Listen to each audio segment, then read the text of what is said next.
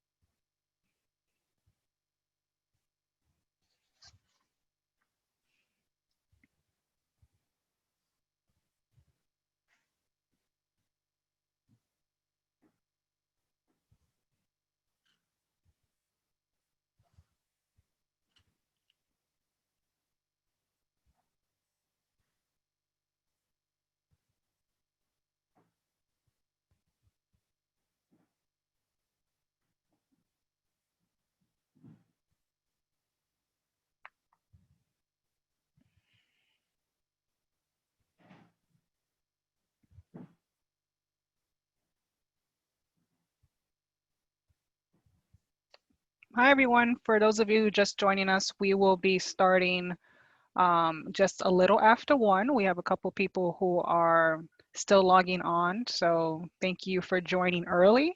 We'll start momentarily, so we'll be a little quiet for a while.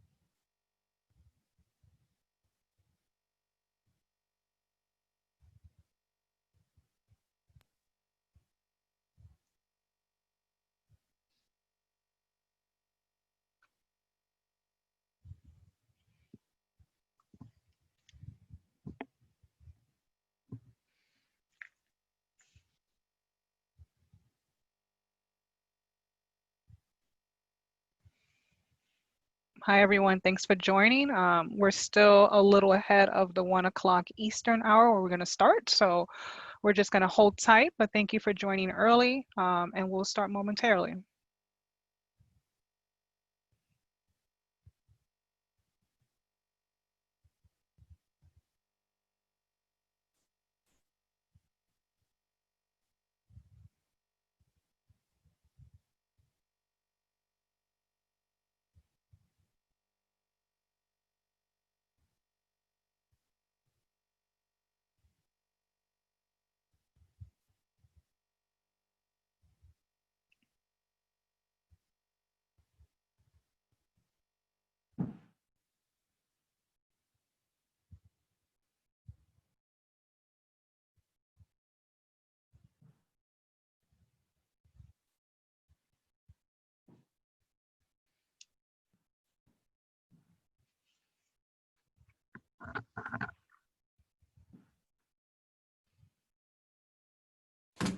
Well,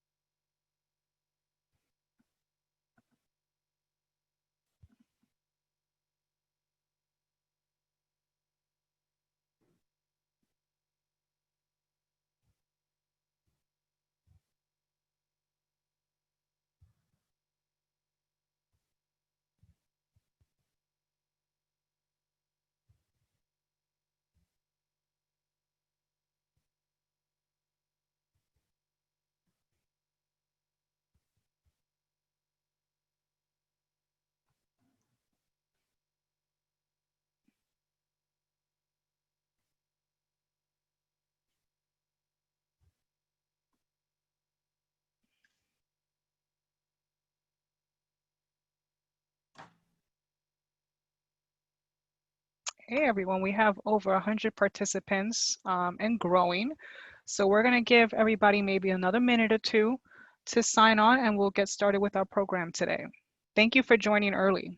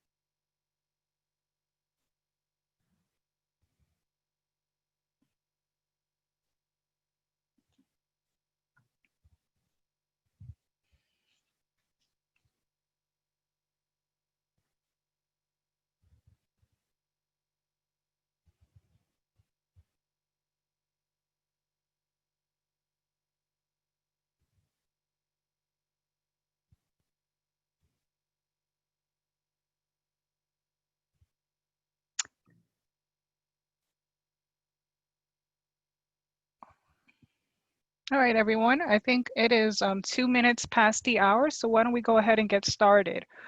Good afternoon or good morning for those of you who are not on the East Coast. Welcome and thank you for joining the first ever RAD virtual training hosted by the Department of Housing and Urban Development Office of Recapitalization.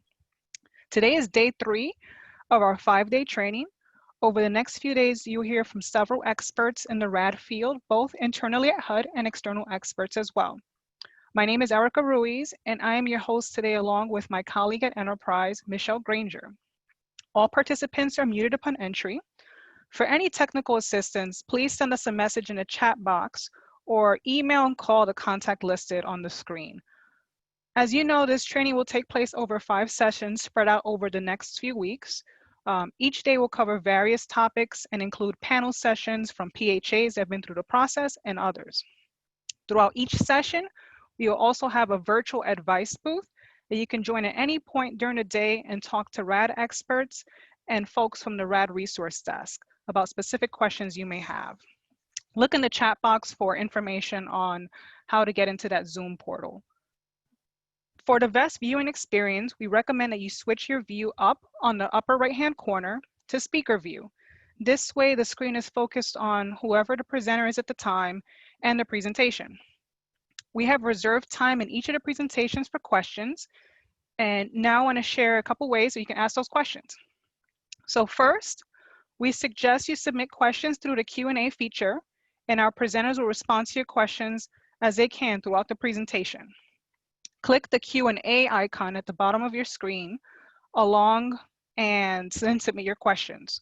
Secondly, you can simply type your question in the chat box and send it to our co-host, Michelle Granger, and she'll be monitoring the chat box and will read the questions out loud in order received. If you would like to be unmuted to ask your question out loud to the group, simply send a message to Michelle Granger to unmute your line, and we will do so in order. You can also raise your hand next to your name in order to be called upon. Michelle will confirm with you if you want to be unmuted, and you'll be unmuted for the question. All materials needed for today's session have been posted on the RAD resource desk and can be accessed there. You will find Zoom troubleshooting information as well as links to access the advice booth. And finally, at the end of today's sessions, we'll be hosting coffee breaks for those PHAs that have signed up in advance with specific questions that they would like to discuss. For those PHAs who will need the coffee break meeting link, you can find that on the resource desk as well as Michelle will be posting that in the chat box. Today's webinar is being recorded and will be available on the RAD resource desk. Immediately following the webinar, you will receive an invitation to complete a survey on today's webinar, and we ask that you please complete this and provide us any feedback. With that, I will pass it over to Greg Byrne to kick us off for the day. Thanks, Erica. Hi, I'm Greg, and I oversee the transaction in the Office of Recapitalization. And so the first day of the training was more warm-up, right? It was, how do you access the resource desk, and whether you choose PBV or PBRA, and then how do you even ask for technical assistance? So those were all sort of easier topics. And yesterday we talked about really how do you conceptualize what your project is going to be, and what type of transaction is it going to be, a no debt or a tax credit transaction, and what's the interaction of the sort of your PCA tool, your physical condition assessment tool, and how that drives sort of your planning decisions. So plus a terrific sort of presentation on our various FHEO requirements. So today we're going to step it up a bit, and we're going to introduce some sort of higher order concepts, some really important stuff, starting off with what do we require when it comes to submitting a financing plan, and what are we looking for when you submit a financing plan? What's a approvable sort of submission? And then we're going to turn to a really important topic, which is what are the unique requirements under the RAD program driven by the statute for what is considered ownership or control. What types of ownership control are required under the statute? And moreover, when a PHA is thinking about setting up a nonprofit as an alternative sort of form of ownership or control, what are the different type of alternatives there? Which will be also include a really exciting panel with a few PHA experts in the terms of what decisions did they make when they decided to set up some related nonprofits, and then we'll end the day with a sort of one of the tools in RAD that is sort of both unique and powerful and exciting, which is when a PHA decides that maybe it's in the best interest not to preserve the asset in its current place, but instead to pick up the assistance and move it elsewhere, what we call transfer of assistance. So anyway, looks to be a great day, packed with a lot of terrific information, some wonderful speakers and panelists. So sit back and enjoy. And again, thanks for participating with us. And remember to fill out the survey or questionnaire at the end of the day, and it helps us sort of decide how to structure these panels and accommodate what it is that you're needing out of these out of this training. So with that, we're going to start our first session with Seema and Alan, and Erica, I'll turn it back to you to get us teed up. Okay, great. Thank you, Greg. All right, so Seema and Alan, feel free to share your screens.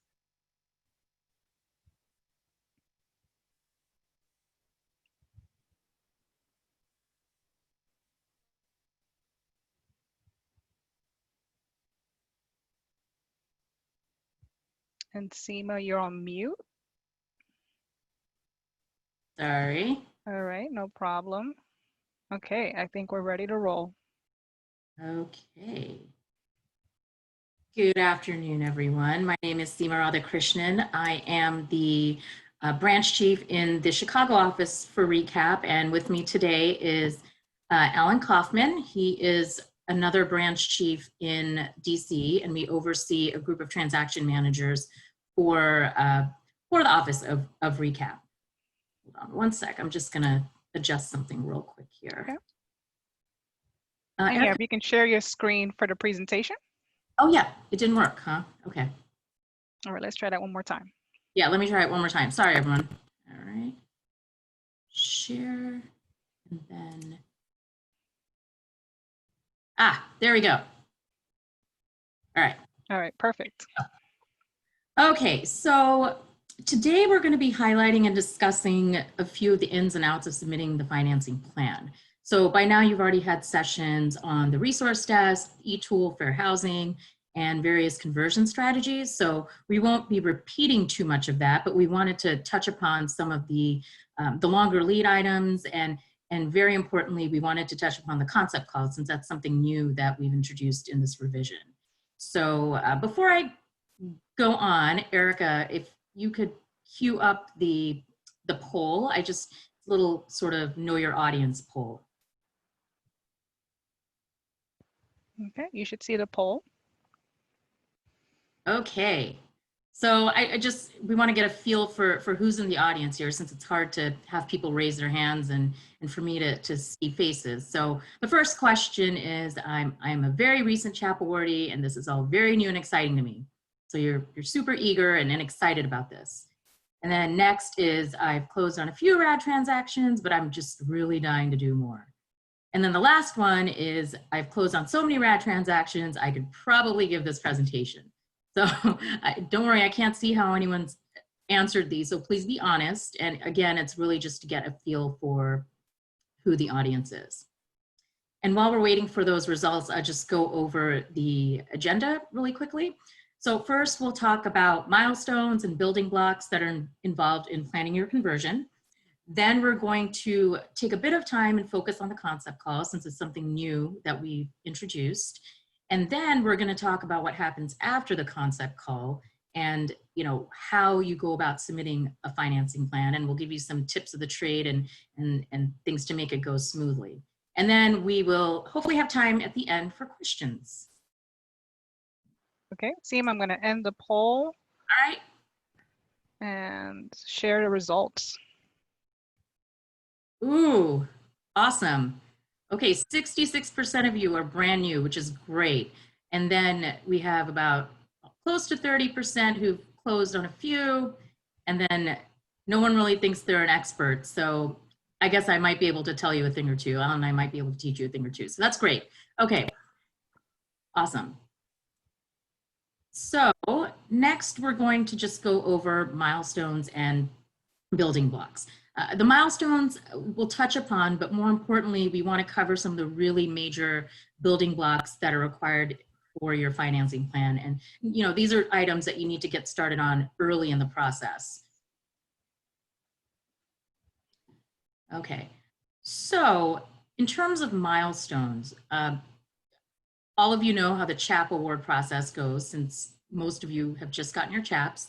And so what happens between CHAP award and concept call? So after the CHAP, the PHA will get 4 months of initial technical assistance, and we call this the kickoff period.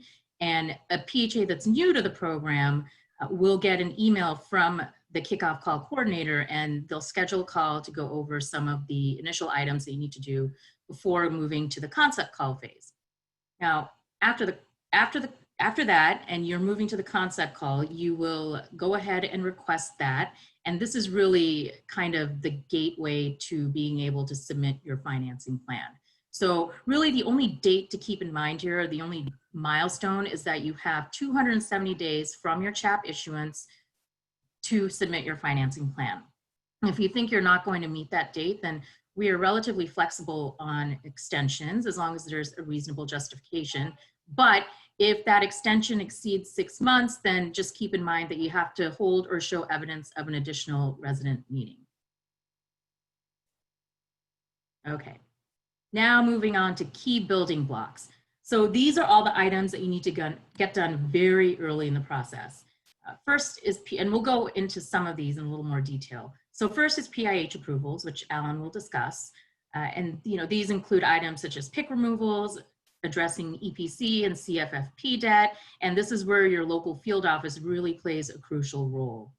And next is financing sources. So again, we won't go into this too much. Kara covered it pretty comprehensively in her presentation yesterday, but we will touch upon it from a resource desk perspective and what you need to keep in mind.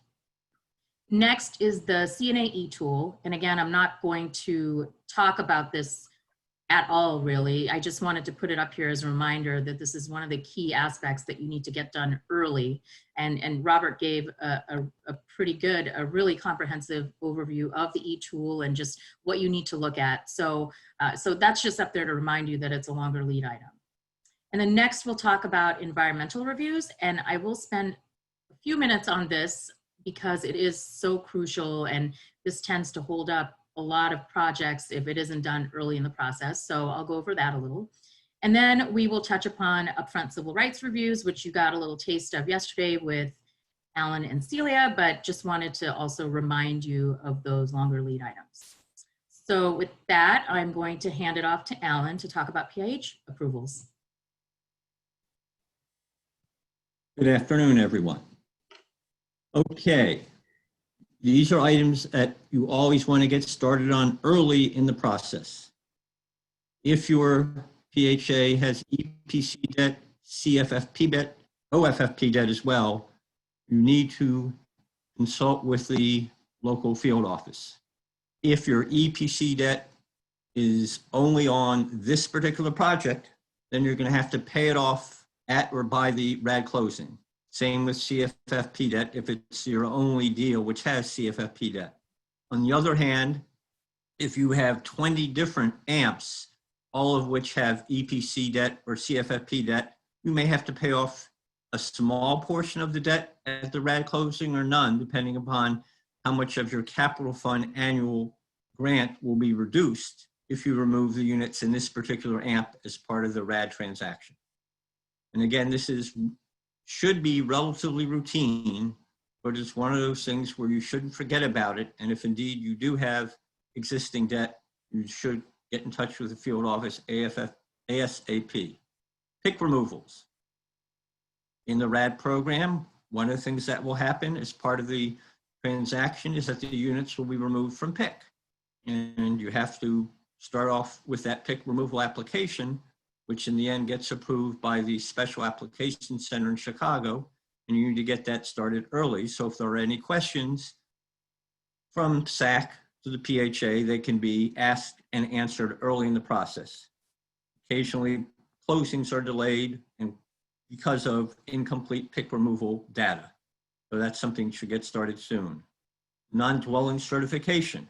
If you do indeed have non-dwelling assets presently, and they're part of the AMP, that's part of the RAD transaction, you do need to get the field office to approve a non-dwelling asset certification, removing that non-dwelling asset from the present AMP. Annual plan. Having a RAD transaction is something that does have to be approved through the annual plan. So if you are envisioning doing RAD, you do need to include that, indicating which AMPs you want to remove in your annual plan, and it has to go through the normal annual meeting process by which is presented to the audience of any PHA residents who are attending the annual meeting, and they have to ratify that annual plan. Again, this is relatively routine, but occasionally PHAs forget about it and delay their closings. PVV independent entity. If you're using PVV and if the PHA is still going to be the owner or a controller of the owner entity, you will have to find an independent entity which will take care of such tasks as approving rent increases and inspecting the units to make sure they are acceptable. The PHA cannot take those functions upon itself if it is also the owner.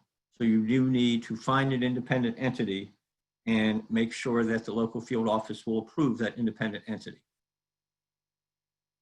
So the bottom line sentence here, yes, we underwrite the transaction, but there are certain functions that you must go through in order to get an approval that go through Public and Indian Housing. And again, the sooner you get these started, the better off all parties will be. And of course, if you have any questions during this process, you should call your RAD transaction manager, and he or she can intervene with Seema, me, or our colleague Kara, and we can find out if indeed there's a problem at the local field office with respect to any of these particular functions. Next slide. Okay, so just going to briefly touch upon financing sources. So the type of financing that you're contemplating really dictates how you submit your financing plan.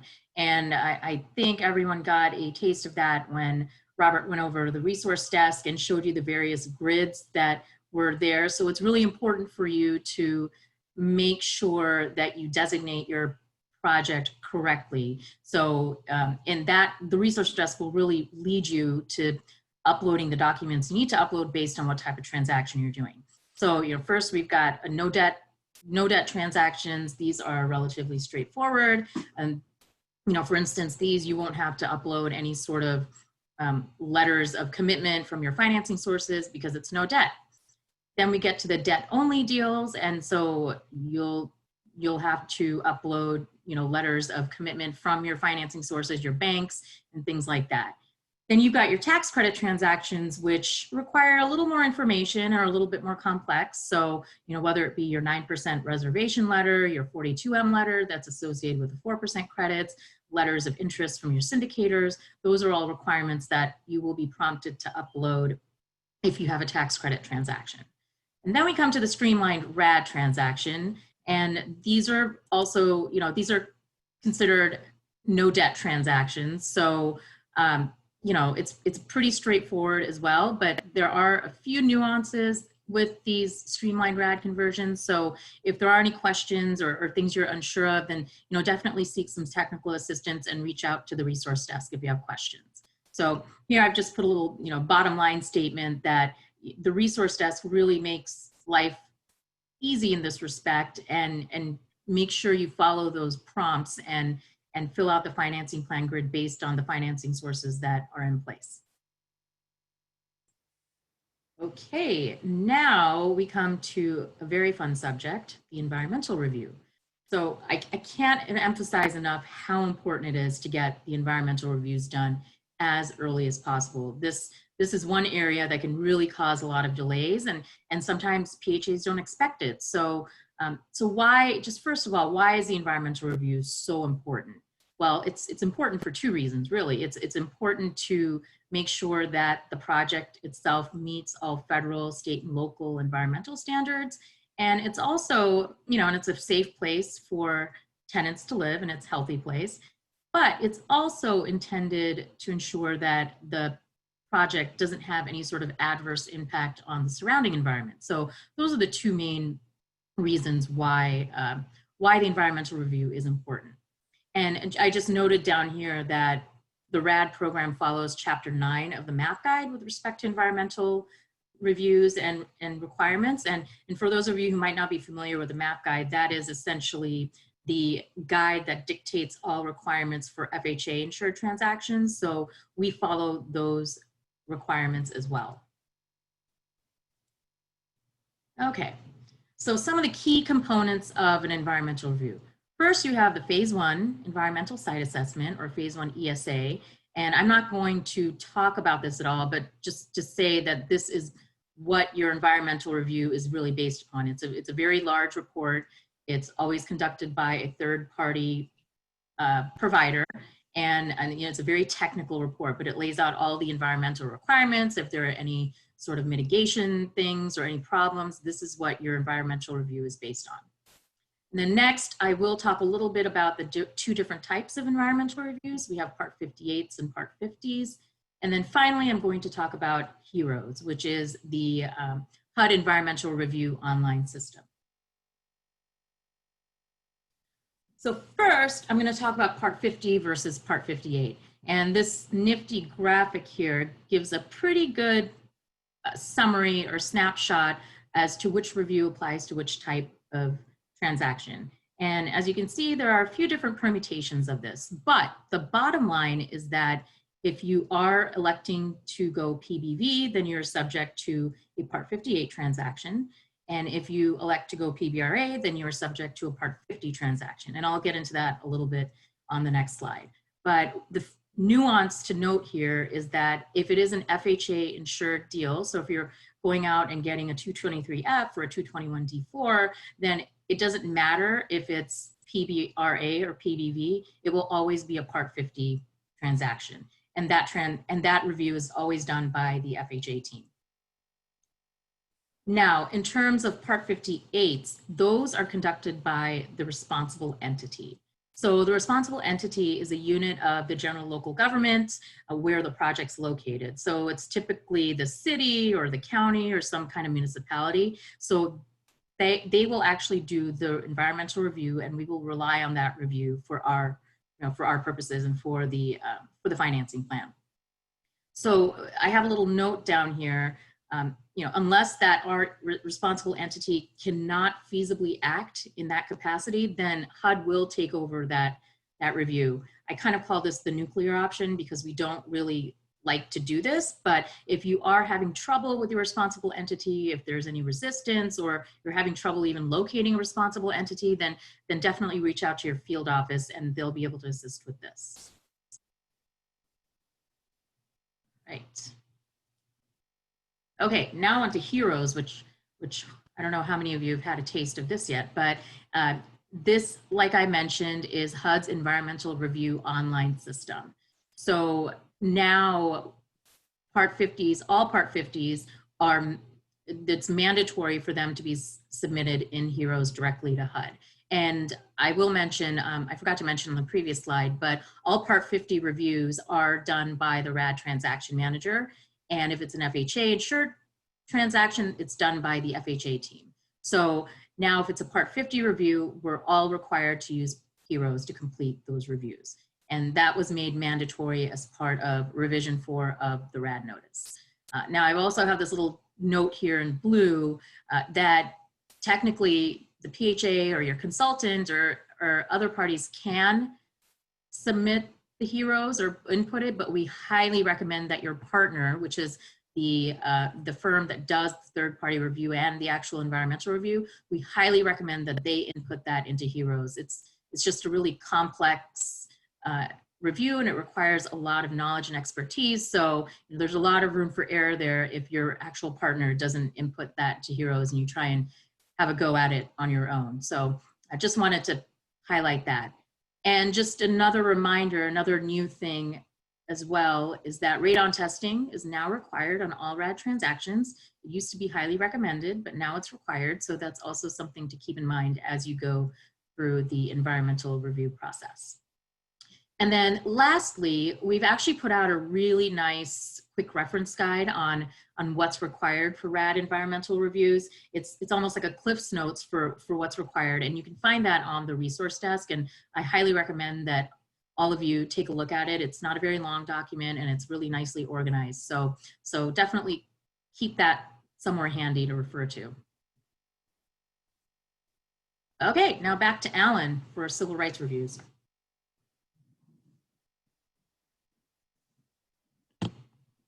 Some of you may have seen the presentation on this topic yesterday, but I will try to highlight some of the things that are most important.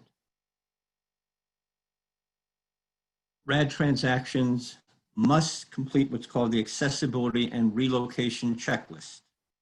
It's not on this list because that is a mandatory feature that you must complete. Then, depending upon the circumstances of your transaction, you may have to complete one of these that is listed on the screen. Unit reduction. If you're simply reducing the total number of units in the project, you need to get approval by FHEO. Unit reconfiguration. If you're going from 5 3-bedrooms to 10 1-bedrooms, you'll need to get approval. Change in occupancy. You're going from family units to senior preference, that needs approval. New construction. If you're doing new construction, you do have to do a site and neighborhood standards review. Relocation. If there's any temporary relocation, and that relocation is for greater than 12 months, FHEO will have to do a review as well.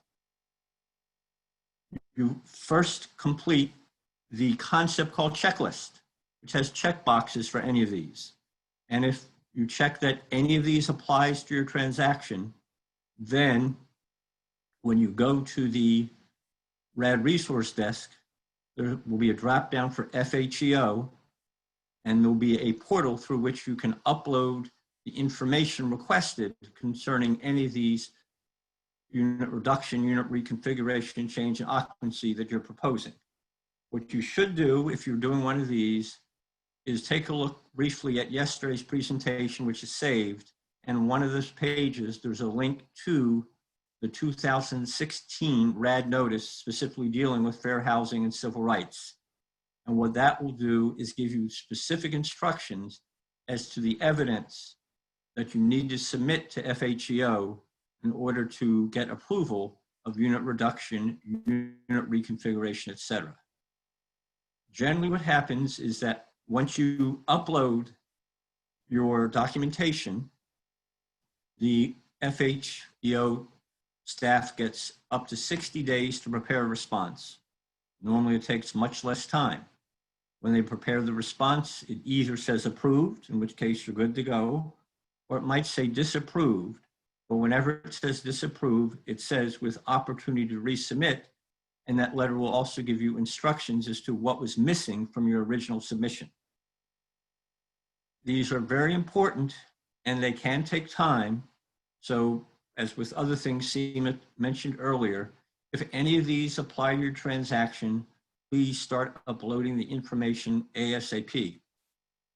And remember as well, the accessibility and relocation checklist must be completed for all RAD transactions, even for those which are not trying to get unit reduction, unit reconfiguration, or change in occupancy approved. Next slide. Okay, Erica, can you queue up the next poll, please? Okay. Should see it on screen. Yep. All right, this is pretty straightforward, but have you participated in a concept call? Yes, no, or what is a concept call? So just take a minute. And while those results are coming in, I'm just going to introduce this concept here. So now we're going to talk about the concept call, which in my opinion is one of the most important steps on that milestone graphic that we showed you earlier in the presentation. So this was implemented with revision 4 of the RAD notice. And like I said, it's essentially the gateway to submitting your financing plan. So the reason why we implemented this is that we were finding that we were receiving financing plans that were incomplete and just not ready for review.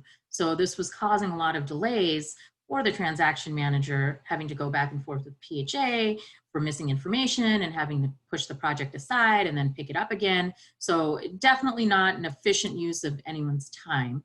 And so far we found that it's been working pretty well. Erica, did you get the results in? Yeah, so I'll end the poll now and I will share the results. Here you go. Ooh, okay. 33% have already participated in a concept call. That's great.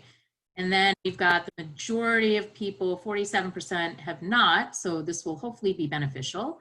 And then there are 20% who don't really know what a concept call is. So hopefully it'll be extra beneficial for them. So that's great. Okay. Very good. Okay, so what is HUD looking for in a concept call? And like I said here, it's really, the purpose is twofold. First, you want to demonstrate to us that your plans are sufficiently advanced to warrant review by us. And then subsequently, we either invite you to submit the financing plan or we don't invite you to submit the financing plan. So just a note here, and I mentioned this at the beginning as well, the financing plan is due within the 270 days of the CHAP. And again, if you need an extension, we're pretty amenable to that as long as you have a reasonable justification. Okay, so here's the process. So first, we fully implemented this concept call requirement for any financing plan that was submitted on or after October 7th of last year. And as I mentioned, before you are even allowed to submit the financing plan, you have to request the concept call with the RAD resource desk.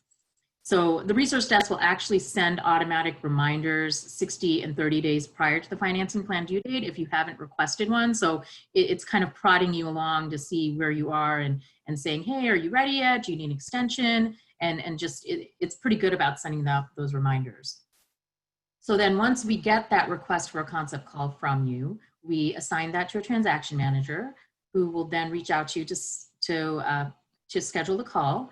And then the transaction manager will invite HUD local field office staff from PIH, and they'll also invite FHA if that's relevant, if you're looking to do an FHA loan. And in a PBRA transaction, we also invite the account executive from the field office as well. So then we have the concept call, and this is really your opportunity to describe the conversion plan and demonstrate that your plans are sufficiently advanced so that we can actually review them. And then hopefully we'll invite you to submit your financing plan if we're satisfied and you've met all the requirements. Okay, so I just wanted to include this screenshot here, and this is probably good for those who have not had a concept call or are not familiar with what the concept call is. There is an actual area in the resource desk where that you have to fill out, and you'll see this red text here. It's basically saying these are the items that are deficient that you need to upload before you can even request or before you can even press that schedule concept call button. And so I'm going to go into that list on the next slide. Okay, so prior to the call, these are the items that you need to submit. And these are the only financing plan documents that you're required at the actual concept call stage. So first and foremost, your DDA number, you need to upload your conversion overview, and then here you have to have your RPCA or e-tool, and the transaction manager will make sure that the tool actually validates. They'll look at the flags report, and they'll make sure that your ADRR and IDRR are consistent with what you've actually put in the transaction log. In terms of environmental reviews, for Part 58s, we don't require this at the time of concept call, but it has to be uploaded by the time you submit your financing plan. And for the Part 50, we're a little more strict. You have to actually have that completed in Heroes, or your partner hopefully would have uploaded that, and that has to be completed in Heroes at the time of concept call, just to allow the transaction manager for extra time since he or she will be doing the actual Part 50 review. And then, as Alan said, the accessibility and relocation checklist has to be uploaded. And then these other few FHEO requirements, if they're applicable, then they have to be uploaded. But if not, then don't have to worry about those. And then finally, the transaction log has to be completed. So that's where you enter your sources and uses, your pro forma. And so that area also has to be completed prior to submitting a request for the financing or for the concept call. Okay, so here are some tips for a smooth concept call. First and foremost, complete the concept call checklist first. Don't jump into the financing plan grid and upload things that you don't need prior to the concept call. It just creates unnecessary confusion. And so really focus on getting that concept call checklist completed. Next, I will have to really emphasize this. This is kind of my sort of touchy point, is that really focus on making your conversion overview as robust as possible. So we're not asking for a dissertation, but I would say come at it as this is the first thing that the transaction manager is going to read, and they should have a really good idea of what the project is all about just by reading that document. So, you know, for instance, I'm going to use an example that's been coming up quite a bit, and Kara talked about this quite a bit on her presentation, is site aggregation. So if you're considering site aggregation, and hopefully you would have vetted this first with us, and you know, that's something you need to vet early on. If you are looking to combine different sites into one transaction, then I think it's really important for you to describe that and say, this is how far apart they are from each other, and you know, things like that. And oftentimes it isn't clear, and we have to go on a treasure hunt to figure that out ourselves. So I'd really focus on making that conversion overview as robust as possible. Next, you know, utilize the tools and resources on the resource desk. They're there to help you, not hinder you. If you have a question, if you're having some sort of technical difficulty with uploading something, then shoot the resource desk an email. Really responsive, and you know, we want to help you move this along as quickly as possible too. And then the next point here is resident meetings. Just a reminder and to point out that another resident meeting is required prior to submitting the financing plan. So there are no exceptions to this. Once we invite you in to submit the financing plan, between concept call and financing plan, you have to have another resident meeting. And just here, the final note here is that if you don't submit the necessary items prior to the concept call, then you're not going to be invited to submit the financing plan. So we want to avoid that. And just a note down here, this is not a full financing plan review. This is just simply to see whether or not you're ready to submit your financing plan, and to make sure that the process goes as smoothly as possible once that happens. Okay, now after the concept call, what happens? So if we've invited you to submit the financing plan, this is what we're going to talk about. We're going to highlight a few things that are really important, and we're going to just go from there. All right, so we wanted to highlight a few of the underwriting aspects here that we look at, and I'm going to hand it over to Alan to talk about development budget and proposed financing, and I will talk about the operating pro forma. Comprehensive and balanced sources and uses. I know this sounds silly, but I would say 1 out of every 20 original sources and uses that are uploaded, the sources do not equal the uses. So please make sure when you upload your sources and uses that they are indeed balanced. There are several uses that we have that use the term other acquisition fees, other loan fees, other professional fees. If you use that line item, please in somewhere in your narrative state what they are covering so that your transaction manager knows that your other professional fees are for certain of the professionals on your team, or what the other acquisition fees are. Line items must be properly broken down.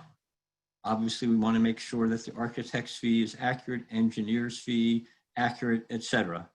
And we need to know what is the correct construction cost, and per Robert's presentation yesterday, the construction line item must match the e-tool. And again, you don't know how many times we get transactions where the amount that's listed on the construction line and the uses does not match what's on the e-tool, which further delays getting this project approved. So please make sure that you do that. Make sure that where you put your reserves under the uses, that they are in line with what the e-tool schedule says you have to have in reserves. And again, occasionally we find that they do not match. So just double check. Now, we know that if you're getting tax credits, or if you're getting a first mortgage loan from a ordinary lender, that either the tax credit syndicator or the lender will be the primary driver in doing the underwriting. But nonetheless, our transaction managers will also perform underwriting. And if they see anything that they find to be not ordinary, they will indeed contact you and ask you whether a particular use line is correct or a particular source is correct. Proposed financing. There are various sources of financing, and there are financing templates in the RAD resource desk for you to upload for each of the sources that you're using. One of these often says state and local funds. And what we ask you to do if you're using state or local funds is indicate whether they are federal funds block grant or home, for instance, or non-federal funds. Because in terms of our analysis of the transaction and the subsidy laying review that gets done, whether supposedly state or local funds are really federal funds is important to know. And please make sure when you upload sources of financing, you hit the correct check boxes. For instance, on hard debt, you do need to check the box that says that it's a first mortgage, because if you don't, then the annual repayment of the loan will not appear on the operating pro forma, and therefore the numbers won't make sense. So as you upload the various financing templates, please be careful to make sure you check the correct boxes in terms of must pay, not must pay, total grant, whatever it is.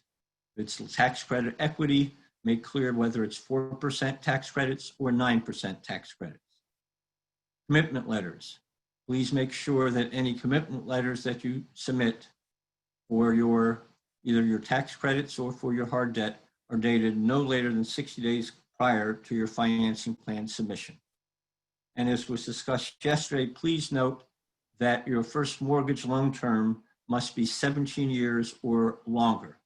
If you don't have a loan term greater than 17 years, we will ask you why that is, and we may reject the application. Okay, so just a few points on pro forma. The first bullet point, I have your feasibility benchmarks. So we want to make sure that the rents in your pro forma match the rents in your CHAP, vacancy and bad debt combined, not to exceed 5%. If there are any deviations from this, then definitely explain that, because we'll want to know.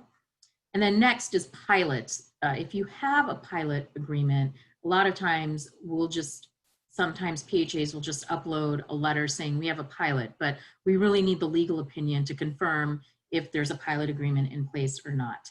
And if there is no pilot and you're paying real estate taxes, then we just need documentation of the real estate tax estimate. And then next is operating expenses. We have a threshold that they cannot exceed 85% of the 3-year average. And again, if there are any deviations from this, then provide an explanation so we can discuss it. And then lastly, cash flow, which Kara talked about a little bit yesterday, just the cash flow thresholds of for a non-leveraged transaction or a transaction without debt, it's $12 per unit per month. And then for a transaction that has debt, the minimum debt service coverage ratio is 1.11. Okay. And then here's just a screenshot of the financing plan grid. I think this example is for no debt conversion. So I don't have to show you all of them, but this is just an example of what you need to upload and what it looks like. And then here is a screenshot of the sources and uses. So as Alan talked about, it's really important here, especially to make sure that your construction rehab amount matches what's in the e-tool. And if you have any sort of items that are placed in other line items, like other professional fees, other reserves, then we'll definitely need to know what those are. And again, sources and uses have to match. So that's the important part too. Okay, now I'm going to hand it off to Alan to talk about how RAD and capital funds can work together. There are 4 ways in which PHAs can use capital funds in RAD transactions. The first is to pay legitimate pre-development expenses. The major rule was that if you want to spend more than $100,000 in public housing funds for pre-development expenses on a particular transaction, you need to get local field office approval. PHAs can use capital funds, either funds they've already received that are not obligated, or future DDTF that they haven't received but are due to get in order to get a rent boost. And in essence, what happens is that the PHA agrees to recapture these funds, and then we do a recalculation of the rent, taking into account the amount that's been recaptured and dividing it by 240 months in 20 years by the number of units, and increase the rents for the units by that amount. Housing assistance payments in the initial year. Since the Section 8 doesn't turn on for residents until January 1 of the year after the closing, we allow PHAs to complete what's called the Initial Year Funding Tool, which is something on the RAD website, and determine how much money they want to transfer into a capital fund budget line item specifically set aside for this purpose, and then draw it down between the closing and December 31 of the year of the closing. And PHAs can use capital funds simply as a development source. In order to do that, you use the financing template that says capital funds and determine the amount of capital funds you want to use. And prior to the closing, you'll be asked to submit a 5075.1 or 507.1s for as many grants as you want to use for capital funds. And in addition, you can request that the Public and Indian Housing Office give you an extension of the obligation end date on your capital fund grants simply by the fact that you've received a CHAP. Very important is that final bullet. If you're doing a final closing and you will have no more public housing units after that closing, then you need to put all of your capital funds into that transaction through any of the 4 bullets at the top of this page. Because if you do a RAD closing and leave public housing funds in blocks, those funds will be recaptured after the RAD closing. Because the general rule is that unless you put funds into 1503 or 1504, after the closing, you cannot then use other capital funds you may still have for the units that have been subject to the RAD closing. We're going to stop here and take questions now.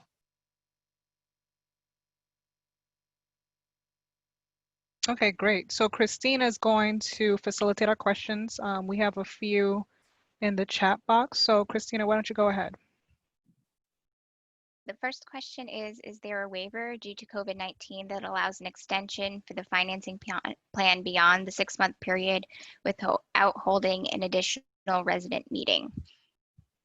So we have been extending financing plan due dates beyond the 6-month period because of COVID. You know, we obviously understand that that's a pretty challenging thing that PHAs are dealing with, but we are not waiving the resident meeting requirement.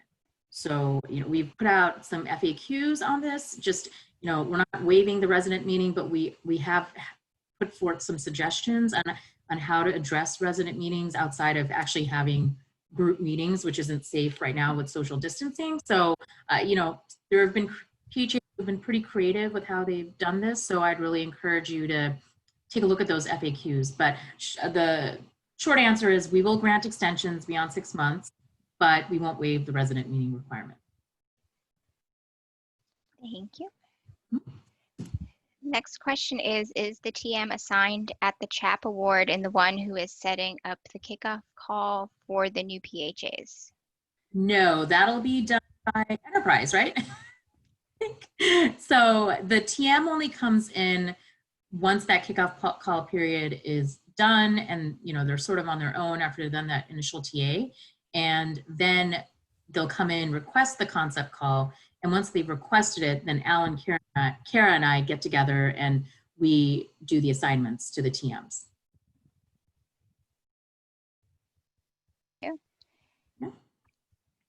Next question is, if local government is closed due to COVID-19, what do you do? We're going to have the company who did our CNA do the environmental review and radon testing. We are doing PBV. Yeah, we've also put out some guidance on environmental reviews and how to deal with some of those delays because of COVID.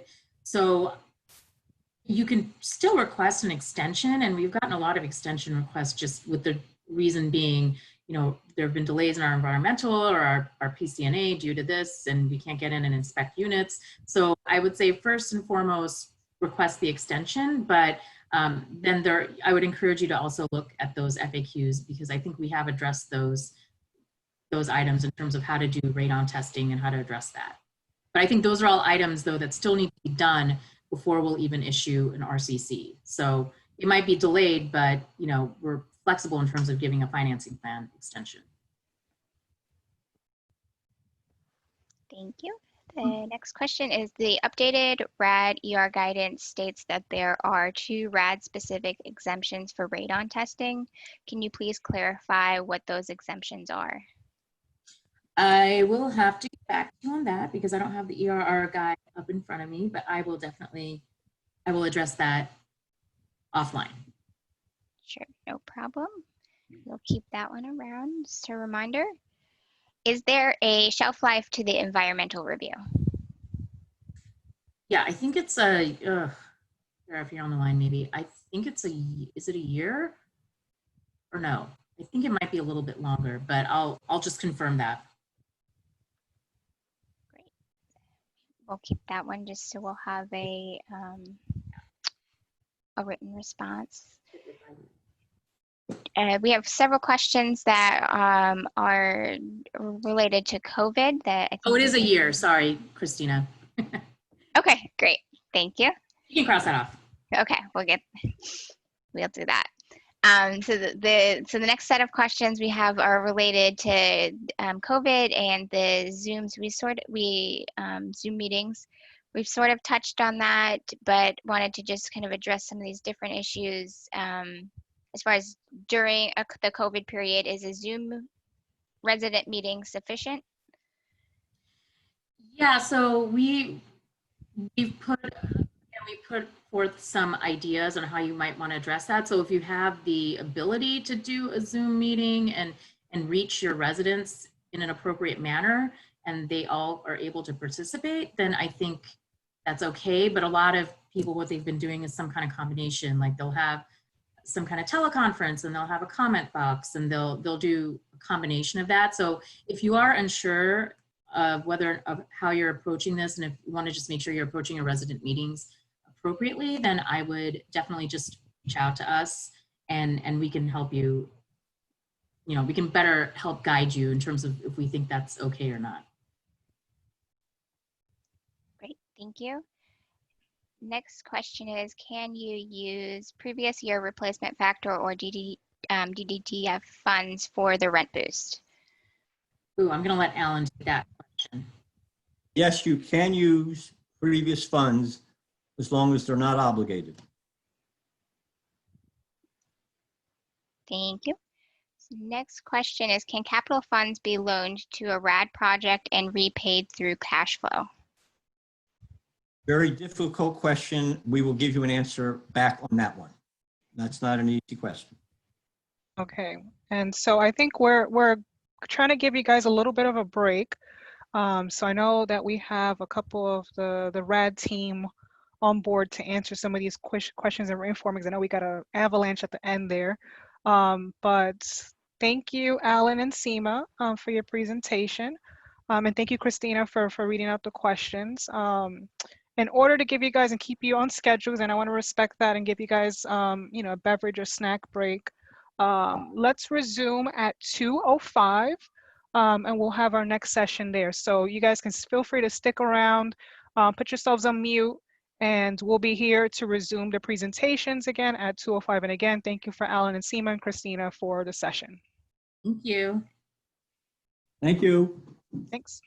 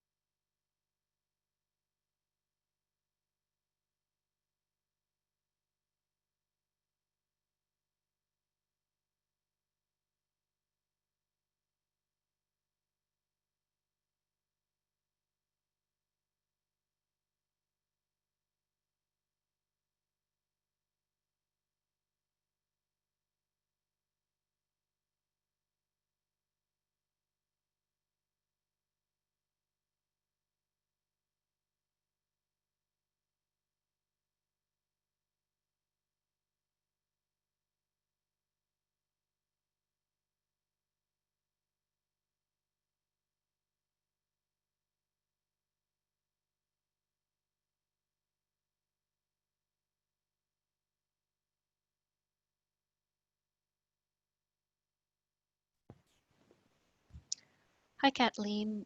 You're actually sharing your email, so you may want to share your PowerPoint slide.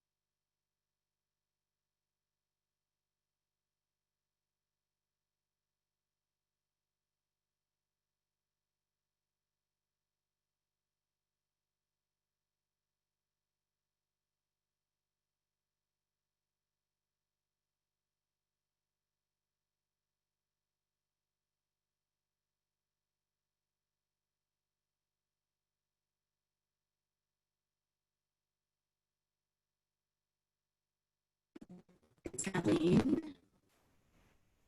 I unmuted myself and let me share my screen.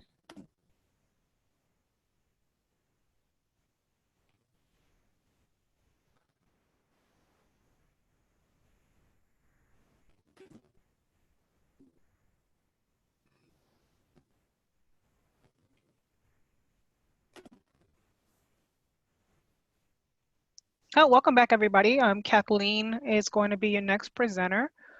There's a lot of great questions coming in.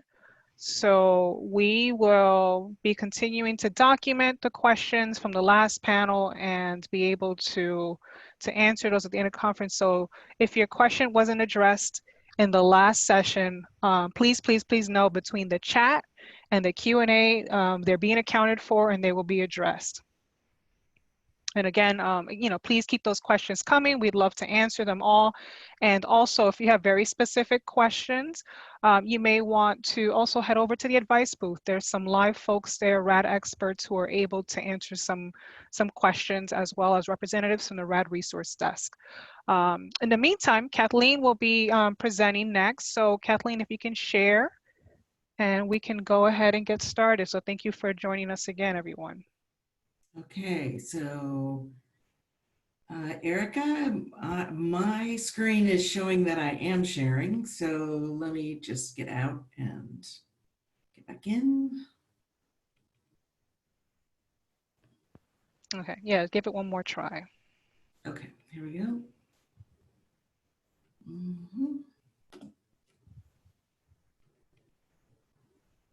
Okay, I am going to share.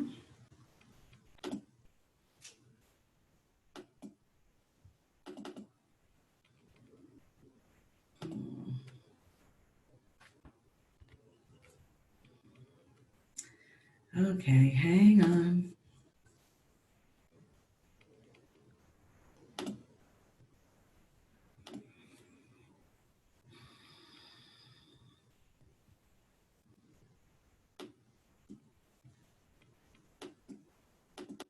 Okay, so I'm pulling up the PowerPoint,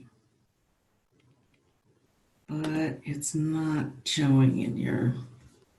Okay, let me, how about this? Why don't we try having me share mine, Okay. and then I can give you the remote control. So let's Okay, try that. that's All right, great. everybody, sorry for the inconveniences happen sometimes. Everything goes according to the plan until it doesn't. So just, Right. And it worked this morning, but there you go. It worked this morning. Okay, so. All right. So someone could see Michelle Granger's screen. All right. So let's try to share my screen here. All right, folks, give me one more second.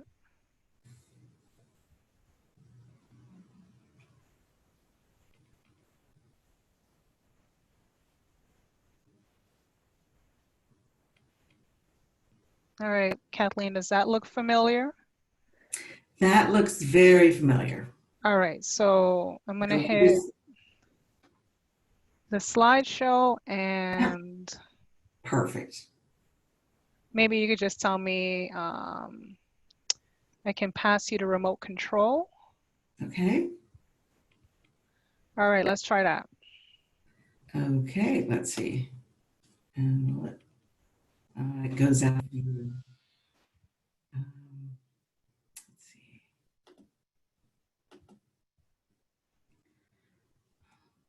Okay, There we go. I think you're good. All right. I apologize, everybody, for the technical problems. I've been working with the RAD program now for about almost since the inception, and I'm happy to be talking about this topic today, which is ownership and control and setting up new legal entities. And so we have a couple of polling questions. Erica, is it possible to connect those, or we were just trying to get a sense of how many people have actually, set up new entities, and then kind of what that experience was like within their organization.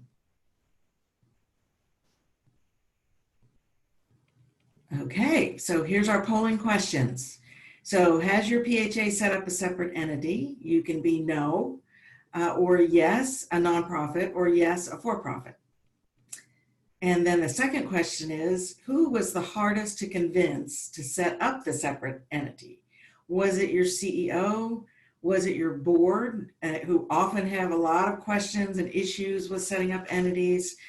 Or was it your chief financial officer, who probably pretty quickly realized that having multiple entities was going to have a big impact on what the balance sheet looked like and the level of his or her accounting responsibilities? So if everybody wants to just go ahead and take a minute to vote on those two questions. Okay, and yeah, we have about 36% of you have voted, so let's give you guys maybe another 30 seconds. I always like to get above 50%. Okay.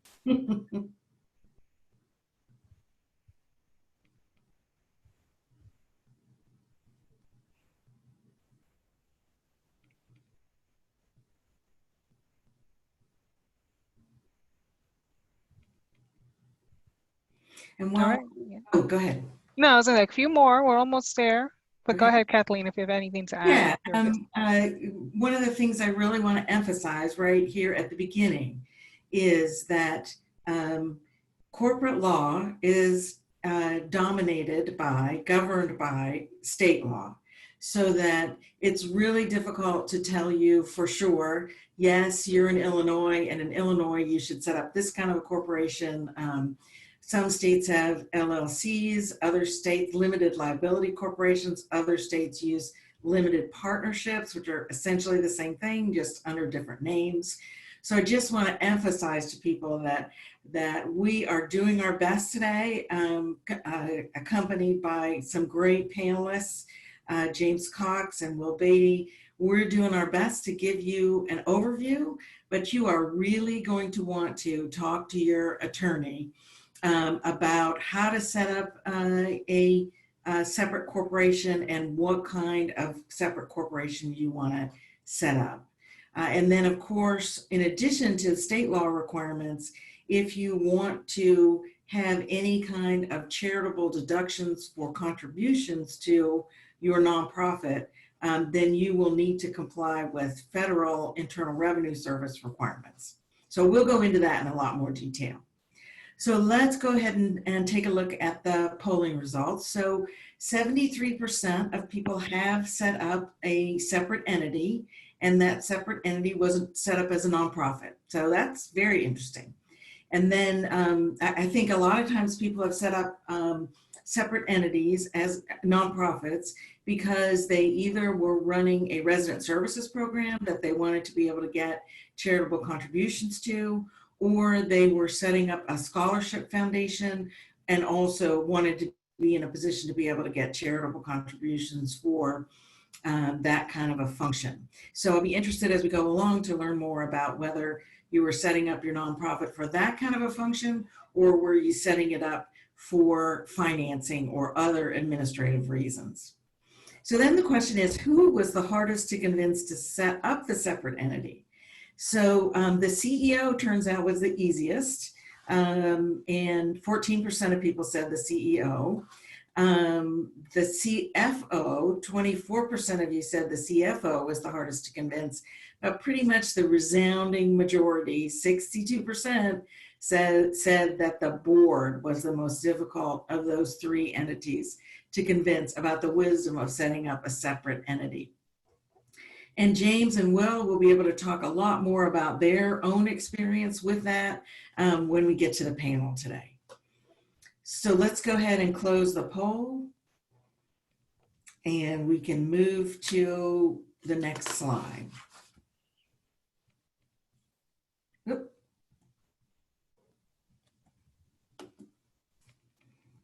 Kathleen, do you have the remote for the slides?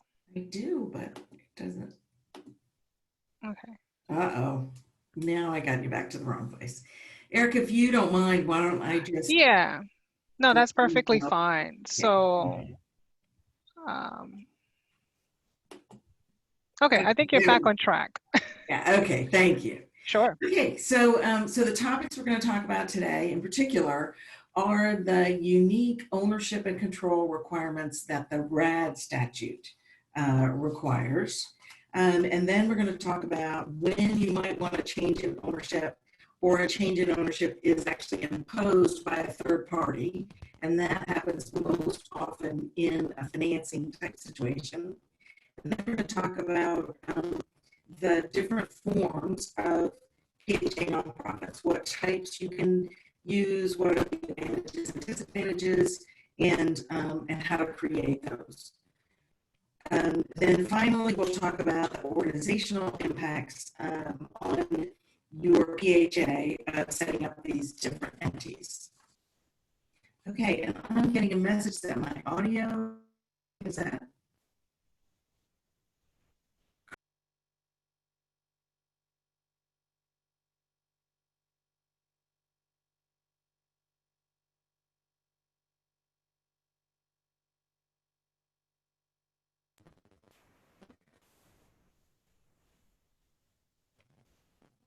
Okay, so I'm getting a message that sounds distorted. Let's try again.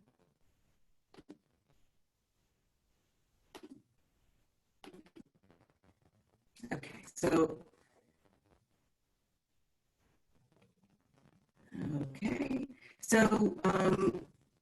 let's look back a second at the statutory language in RAD. No. Okay, so the controlling statutory language, we went ahead and put that right here on the slide where you'll be able to see. And the language is that the secretary shall require ownership or control of assisted units by a public or nonprofit entity, and may allow ownership to be transferred to a for-profit entity to facilitate the use of tax credits, only if the public housing agency preserves its interest or a nonprofit entity preserves an interest in the property in a manner approved by the secretary. So that's really, it looks, I'm getting a message that we're going to pause for a second and see if we can fix the audio. So if you can hang on with us, that would be great.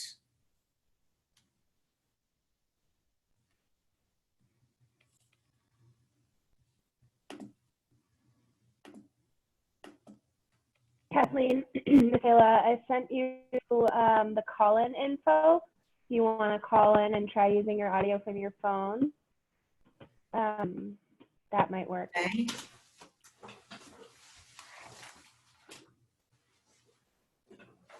Yeah, Kathleen, once you call in, I'll just mute your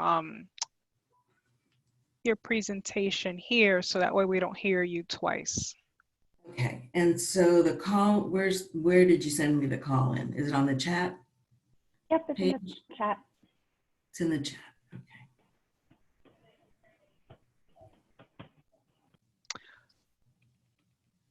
Okay. All right. Okay, so I'm just gonna do this 669 number.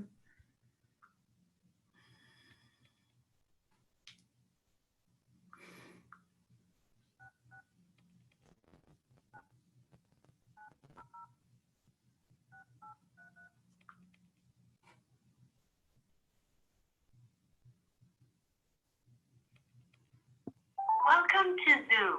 Enter your meeting ID followed by pound. Okay, so You have not entered any numbers.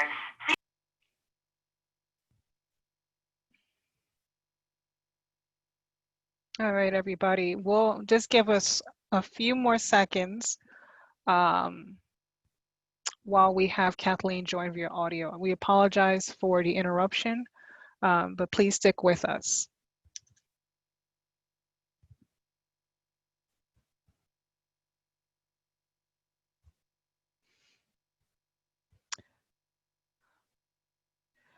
Actually, while we're waiting, Seema, are you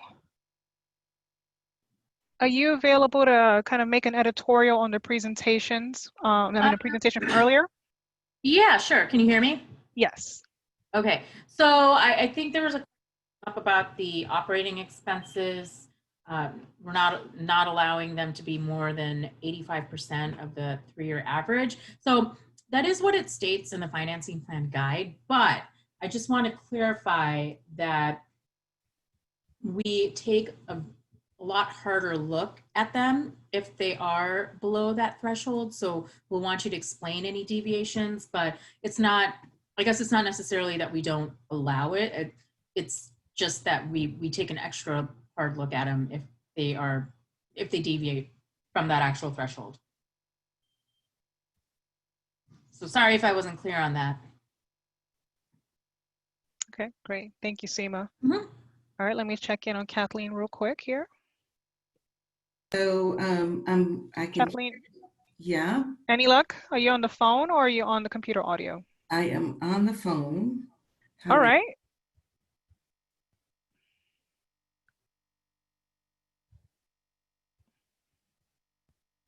All right, Kathleen, I'm asking you to unmute. All right, can you talk? Let's test this out. Okay, so This can sounds you hear me? clear. Yeah, it sounds crystal clear. I think Okay. I think we're good to go.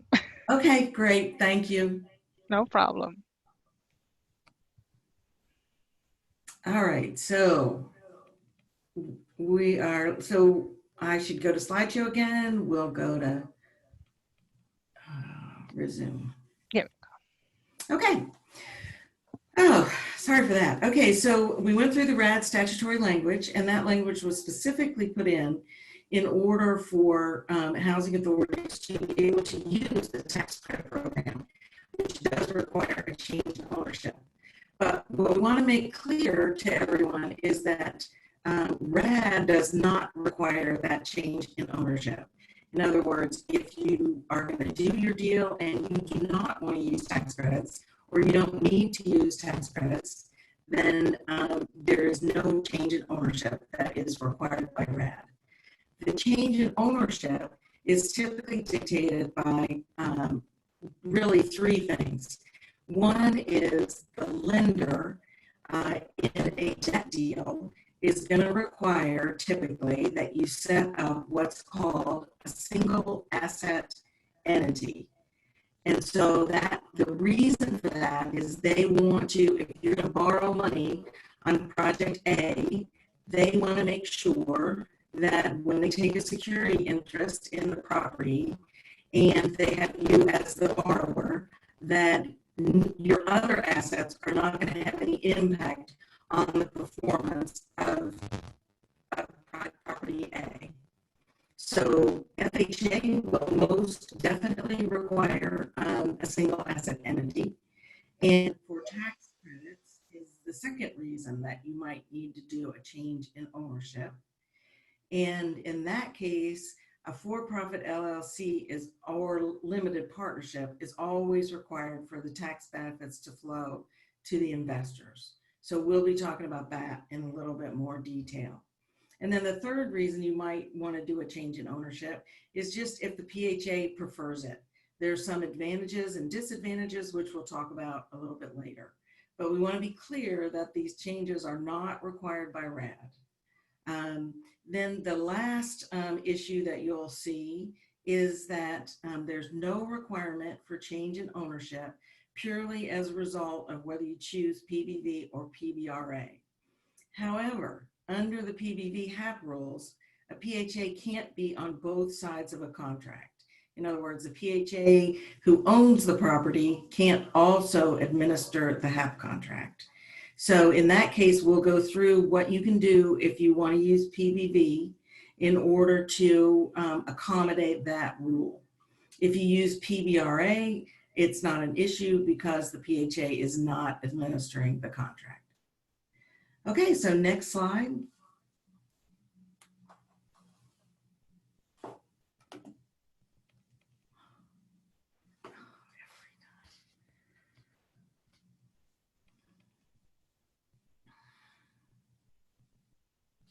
Kathleen, I can move the slides for you. Okay, I think. All right, where do you want me to start? Okay, so we're going to go with, we just talked about the implication slide, and now we're going to go to the slide that shows, Okay. The matrix of entities that are allowed under RAD and the matrix that will be allowed under RAD as long as you follow other requirements. So in the green box, it's clear that a PHA-owned entity, separate entity, is definitely allowable for the PHA to set up a nonprofit and have that be in the ownership position. And it's also fine to have another public or other nonprofit entity be in the ownership position. So in other words, if there's a local nonprofit that you want to partner with, fine for them to be in the entity as the owner. So the places where it is not clear or where you're going to need to make some accommodations in order for your new entity to work under RAD are going to be in the tax credit world and in private non-tax credit transactions. And we're going to talk about what you need to do to make it clear that you can use that entity in that context. So Eric, you want to go to the next slide?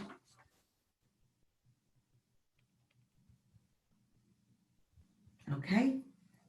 So now we're going to talk about third-party financing requirements. So we touched on this earlier. For a lender, they're going to typically require a single asset entity. It provides the lender with some additional protection. And for example, FHA lenders require a single asset entity, but they don't care whether it's a for-profit, a nonprofit, a separate LLC, or LP. They just want it to be the only asset. They want the asset they're lending against to be the only asset in that entity. So that requirement is pretty straightforward. So then you move to tax credits, which are going to be a little more complex. The property in a tax credit deal has to be held in a for-profit, limited liability corporation or limited partnership. Again, there's not much distinction between those two things. They're just both products of different state laws in order for the tax benefits to flow to the investor. So we have a lovely image on the next slide that is going to show you kind of what the typical ownership structure is in a tax credit deal. So we're going to start in the upper left-hand corner with the federal government allocating credits to the states.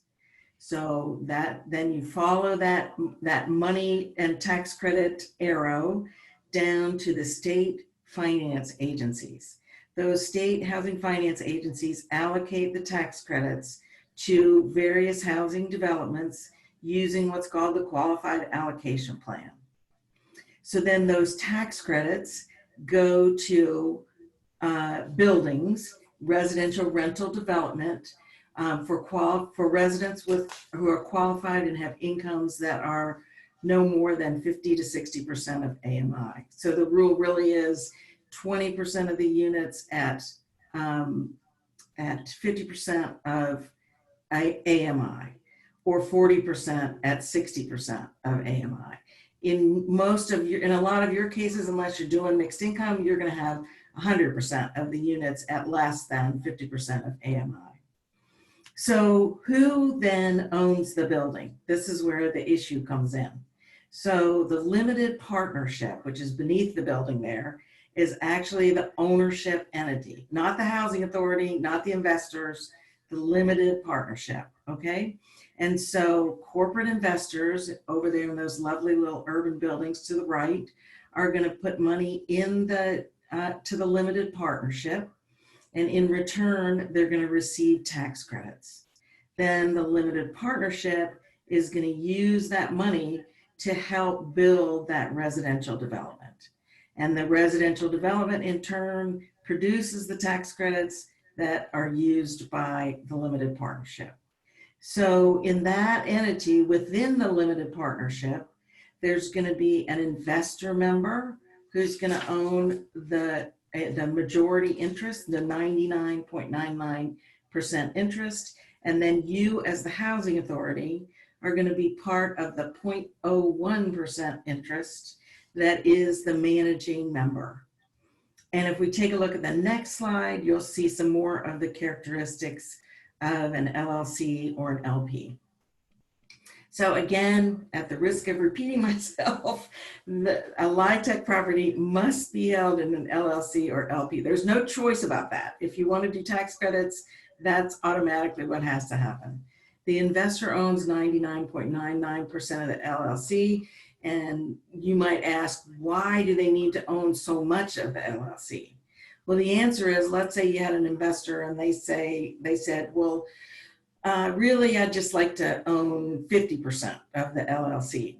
Well, then the problem is that when the Internal Revenue Service looks at the tax returns for the year, they're going to say, well, this investor only owned 50% of the property. So I'm only going to give them 50% of the tax credits that are generated. And the other 50% is going to go to the housing authority. Well, the problem is the housing authority as a governmental agency can't use the tax credits. So you really want the investors to have the biggest share possible, because then they will pay you more in terms of, they'll get more tax credits and they'll pay you more for their share in the partnership. So this is just the standard way that the partnership is set up. So the managing member then owns that remaining 0.01% share and is in charge of the day-to-day operations. So you will sign an LLC agreement or a limited partnership agreement that will spell out all the things you have to do as the managing member of this limited liability corporation. So can the PHA be the managing member? So the answer is yes, if they're qualified. So if I'm an investor and my PHA has never done a tax credit deal before, doesn't have experience in qualifying people for tax credits, doesn't really understand how to do the tax credit return forms, then I may decide that I don't want the PHA to be the managing member. I want somebody else to be the managing member who has more experience. And in that case, there might be somebody else who is the managing member. It may be that if you've used a third-party developer, might be the third-party developer, but you can still have a percentage ownership in the managing member. So sometimes within the managing member, there's a split between the developer and the housing authority. So just a good thing to remember, whether or not you're going to be the managing member depends largely on whether you're providing the guarantees and whether you have experience in doing tax credit management. But you can always be a part of that managing member interest. You might just not be the sole managing member. Okay, so an LLC or an LP has no board, but it will require the naming of officers. So if you use an LLC or LP to be part of the managing member, you'll probably have somebody in your development department who is one of the officers for the LLC. You need to remember that an LLC or an LP are both for-profit entities. So that may mean that you need to renegotiate with the city and the county and whoever else imposes real estate taxes in your locality. You may need to renegotiate pilot agreements. So a pilot is a payment in lieu of taxes. You may have to renegotiate those because now the project is owned not by the housing authority, but by this limited liability corporation. So lots of PHAs have worked on, the tax credit program has been around for a long time. Lots of PHAs have worked on ways around this issue, but you'll want to check it out fairly early in your decisions about whether or not to do a tax credit deal. And that's also why HUD requires that you provide that letter about pilot early in the financing process. Okay, so because these LLCs and LPs typically have different investors, there could suddenly be a lot of entities that are appearing on your organization's balance sheet. For example, if you do phase 1 of Project A, and let's say Enterprise is your investor, and then you might do phase 2 of Project A, and RBC is your investor. So are Enterprise and RBC going to want to use the same limited liability corporation? Nope, they're not. So you're going to have a separate LLC for the first project and for the second project because you have different investors. So you just kind of need to adjust to the fact that if you're going to use tax credits, you are going to end up with a series of additional legal entities. Okay, next slide. Okay, so how do I make sure that I'm complying in this tax credit deal with those RAD requirements that I read to you on about slide 3? How do I comply with RAD ownership and control in a LIHTC transaction? Okay, for sure, you meet the requirements if you can meet one of these 3 first sets of bullets. So either the PHA or a nonprofit or an LLC is the controlling member of the ownership entity. Second is if you have a long-term ground lease, that's on the land underneath the property, and the tax credit rules will typically require that that ground lease lasts for 60 plus years. Or third, you have a control agreement or control provisions within the LLC agreement that specify that key activities the PHA is going to have control over. So if you were going to change property management or do a refinancing or do a sale of the property, your control agreement needs to say that the PHA is going to have control over that decision. In the early days, a lot of people were suggesting that the PHA having the right of first refusal to buy the property at the end of the compliance period should be enough. And HUD has been clear that the right of first refusal standing alone is not a sufficient indicator of control. So it's a good idea to have the right of first refusal. Nobody's saying you shouldn't get it, you should get it, but it's alone, it's not going to be enough to show control. You need to combine it with one or several of the other bullet points above that. Okay, next slide. Okay, so now we're into a new topic, which is PHA owned and formed nonprofits. Okay, so when would you need a nonprofit? Well, you don't really need one if you're doing a no debt transaction. So that just means you're converting to RAD, you're covering whatever came up in your RPCA with capital funds or other funds that you had available, and you're not putting a loan on it. No need to create a new structure. The second would be a non-FHA debt transaction where the property being financed is the only asset of the housing authority. In that case, you are in effect a single asset entity, so you probably don't need to set up a nonprofit. Okay, next slide. So why would you create a nonprofit? Let's look at the reasons that you might want one. Okay, so you might want a separate entity for other administrative purposes, and we'll talk about these in some detail. So you might want them for administration of the RAD PBV, we mentioned that earlier.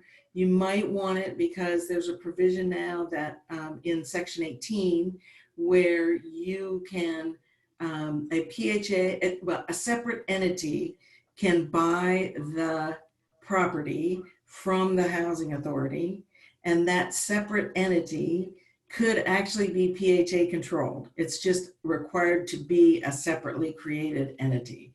So if you want to go through Section 18, but you want to dispose of the property to the housing authority, you would need a separately controlled entity to be able to do that, or a separately created entity to be able to do that.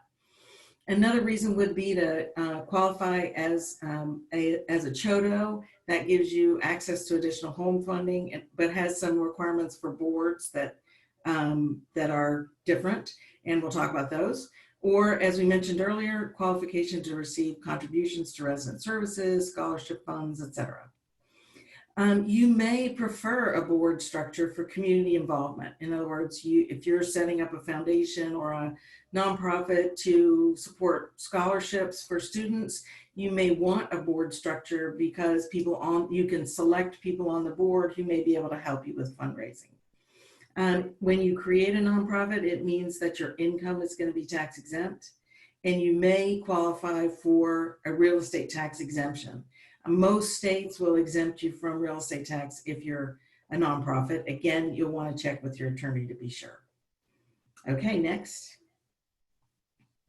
How do you establish a nonprofit? Okay, rule number one was the rule number one to this presentation, which is hire legal counsel. Be sure you hire counsel that are qualified to practice in your state. There are many wonderful law firms that are established in Washington, D.C. and some of the East Coast cities that do a lot of RAD work, but what you need for this particular thing is to make sure that the person's familiar with your state law.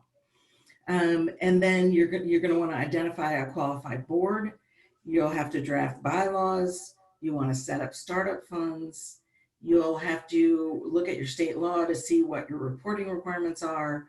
You will make application to your state for registration. And then you'll want to decide, do I want to seek IRS status? So we'll look at that on the next page. Hey, Kathleen, and I also just want to remind you, I guess we have about 10 minutes till the panel. Okay, great. Not too many questions just yet, but just wanted to give you that warning. Okay, great. And so why would you want to seek IRS nonprofit status? Well, first, it's just good to know that there are about 30 different kinds of nonprofits that are recognized by the IRS. The two most common ones that PHAs use, the big one is always the 501c3. And here are the advantages to the 501c3. The income's tax exempt. You're eligible to receive tax exempt charitable contributions. You typically would qualify for real estate tax exemptions. You might qualify for the donation of construction materials. It's often used to set up resident services or scholarship funds. It does have separate accounting and annual reporting. It also has restrictions on lobbying. So be careful that you're aware that you cannot lobby on a specific issue using your 501c3 hat. And you need to take care to preserve your tax exempt status. You'll want somebody to review your activities on an annual basis to make sure that you are, complying with the activities that are allowed under your tax exempt status. Another type of federal nonprofit that's commonly used is a 501c4. That's a social welfare organization. You do not qualify for charitable deductions, but there are looser restrictions on lobbying. Okay, so next. And here are the typical PHA uses of nonprofits. First is PVV administration. We mentioned that this is not a RAD requirement, but it is a PVV regulation that a PHA cannot both own the property and administer the PVV. So it's not that much of an issue in a LIHTC deal because why? The LLC owns the property in a LIHTC deal. In a non-financial or debt-only conversion, you'll want to set up a separate entity. And some people set up that separate entity to administer the PVV, and other PHAs have set up that separate entity to actually own the property. So again, something you'll want to discuss with your attorney about what's the best way to handle that. It can have the same board as the PHA, and you'll want to determine the method for allocating staff time and costs. Okay, next slide. Next is that Section 18 disposition. Again, you may want to go through Section 18 if your property qualifies, and if you set up a new entity, the requirements of Section 18 will be met, and you can dispose, the property can be disposed of to that new entity created by the PHA. Next slide is qualification as a CHODO, a Community Housing Development Organization. Why would I want to do that? Well, they're specifically set up to develop affordable housing, so that's a good match. They can be used for rental housing as well as home ownership. But this next topic is bullet is really the reason. Your participating jurisdiction has to set aside 15% of their annual allocation of home for CHODOs. So in lots of states, that money does not get used because they don't have enough CHODOs to give it to. So certainly if that's the case in your state, you might want to think about that. And I know that in Greensboro, where James Cox is from, they have set up a nonprofit that can act as a CHODO. The biggest issue you're going to have is that there are special board composition requirements, and the board has to be community members, that's a defined term, with at least 1/3 low-income members. So that board issue is something you'll want to take a careful look at. Okay, so next and last section is the organizational impacts. Very important to consider up front. And here's probably the most important one, which is what your polling confirmed, is the PHA board control. If the board of the PHA and the new entity are the same, that's called a subsidiary or an instrumentality. They have an identity of interest. You have to disclose it in various transactions. But many PHAs have overlapping boards or identical boards. If the boards are not identical but are overlapping, then you're going to look to state law to determine when there's an identity of interest. If the boards are totally separate, the PHA board could transfer assets to the new entity. But here's the kicker. Then the board won't have control over the new entity. So I was the real estate director of the Charlotte Housing Authority for 5 years. We spent a year setting up a nonprofit with a separate board. And on the final day, when the big board of the PHA was going to vote on establishing the nonprofit, they decided they weren't going to do it because they realized that they weren't going to be able to control the decisions of that affiliate. So the board issues are something you're going to want to discuss upfront and often. This last note is just that the entity rules in mixed finance transactions don't apply in RAD conversions to Section 8. Okay, next slide.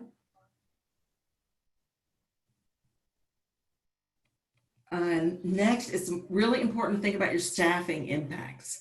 Okay, so if I set up a new nonprofit and I put my whole development department in there, and maybe some of my property management people, I just need to be sure that my PHA personnel can serve as staff for the new entities, and that there's an agreement approved by the board about how their staff time is going to be allocated between and among the entities. So your time can be accounted for as a percentage. You can just, say at the beginning of the accounting period, Kathleen works 50% on real estate and 50% on property management. So I'm just going to divide her time and her costs 50-50 between those two entities. Or you can be required to use a timesheet system that differentiates between tasks for each entity. But the primary reason that most PHAs don't want to have a totally separate staff for new entities is that, particularly where your PHA employees are covered by a state pension plan, if they go to work for a totally separate entity, there's a question about whether their pension benefits will continue. So, something to keep in mind as you're thinking about how to allocate staffing. Then finally, the last slide relates to PHA accounting. So in accounting, we need the next, there you go. your balance sheet for your organization is going to look very different when you start doing more complex financing and establishing new entities. You're really moving from public accounting to real estate accounting. The entities typically have to be accounted for separately, and your LIHTC assets are going to move from your general balance sheet to the LLC balance sheet. So it's very important that your board understand from the beginning what's happening in terms of the creation of these new entities. And I'm going to let James and Will talk about that a little bit more as we move into the panel. All right, Kathleen, we're going to check with Christina to see if there are any questions. Okay. Christina, anything that you're seeing on your end? No, nothing I'm seeing on my end, but just to reiterate for other sessions that we haven't answered all the questions, that you'll have written responses to those at the end of the convening. And I think as I was saying that, one question did pop up. In a PBV conversion, you mentioned that the PHA cannot own the property and then administer the vouchers. What if the PHA sets up an LLC that is owned by its instrumentality? That should work. Again, you're going to want to, double check with your legal counsel. But the key is that entity that is doing the administration has to be different from the entity who is owning the property. And you'll want to take really close look at the PBV regs, because the PBV regs define an owner as, quote, any person or entity with a legal right to lease or sublease a unit to a participant. So the owner, it doesn't say that the owner has to have, a fee interest in the property. Basically just says the owner has to have the ability to lease the apartment. So again, this is something you'll want to talk to your legal counsel about, or James or Will may have something to add on that, but that should work. You'll want to decide, and with your attorney's help, whether you want the property to be owned by the new entity or whether you want the new entity to do the administration. But they can't be the same thing. Okay, great. Christina, any more questions? One just came in as well. Okay. We've set up a nonprofit, but it sounds like we should have gone the way of CAHO. Can we add that on? Oh, the CHODO? I think that's what it's referencing. Yeah, CHODOs are regulated. I just looked this up for the state of Alabama yesterday. You'll want to go to the Housing Finance Agency's website, and they'll probably have a separate section on how to set up a CHODO.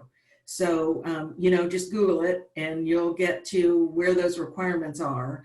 And, you'll have to go through some hoops to get certified as a CHODO by the Housing Finance Agency or whoever in your state is qualified to do that. Okay. But as long as your board composition is, meets the CHODO requirements, then there shouldn't be an issue in converting, into having your nonprofit qualify as a CHODO. Okay, great. All right. So I think then we're kind of still semi on time, so maybe we should just open up over to the panel. So I think, as we mentioned before, any questions that come in through the Q&A box or the chat, we'll make sure to answer those in written form.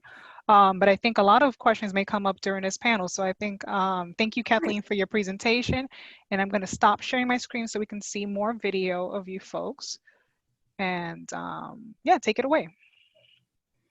Okay, so joining us today are James Cox, who is the COO of the Greensboro, North Carolina Housing Authority, and Will Beatty, who was the consultant to the Cairo, Georgia Housing Authority in some recent transactions. So thanks, James and Will, for joining us today.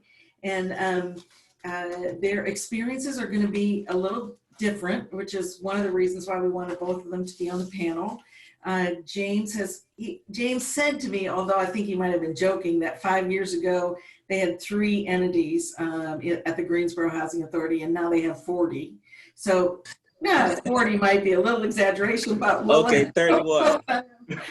we'll let fan on that, and so we're going to let James go first and talk a little bit about some of the panel topics, and then Will will join in, and Will has done the transaction we were particularly interested in. Was a very interesting transaction that helped a small PHA set up 2 separate nonprofits and be able to get FHA financing and essentially be able to move from the public housing platform. So James, if you want to tee it up, okay, that would be great.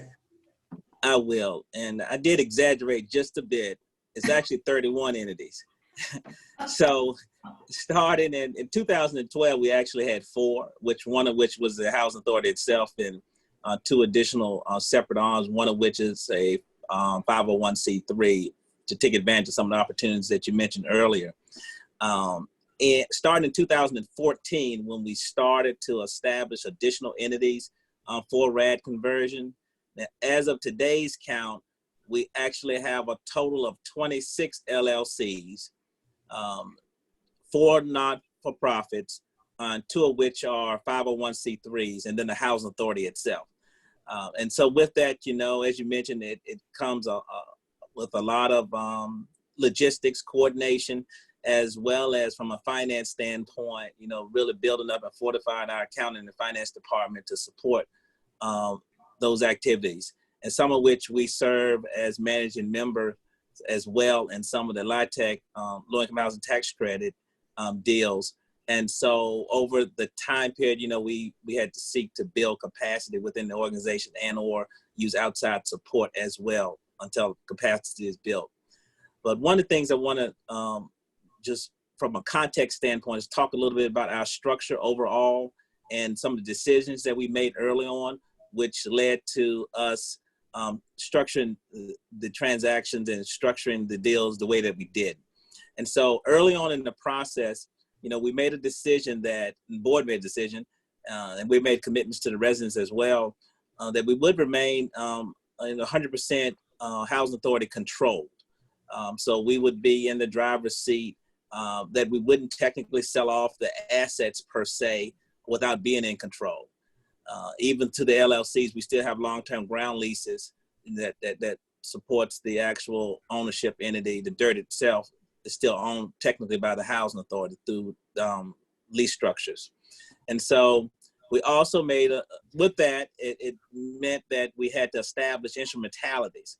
And so we do have the Housing Authority itself, and then we have a main development arm, which is a not-for-profit entity, which becomes the sole member of all of the other LLCs that we establish for deal structuring.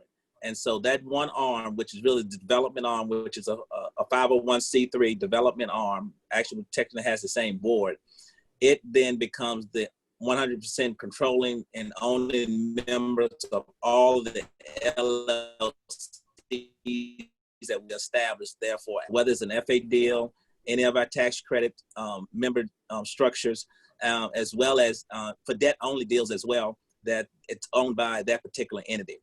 And the other thing, which leads into the question, I think the last question that we did receive, we are a project-based voucher. We administer our own vouchers.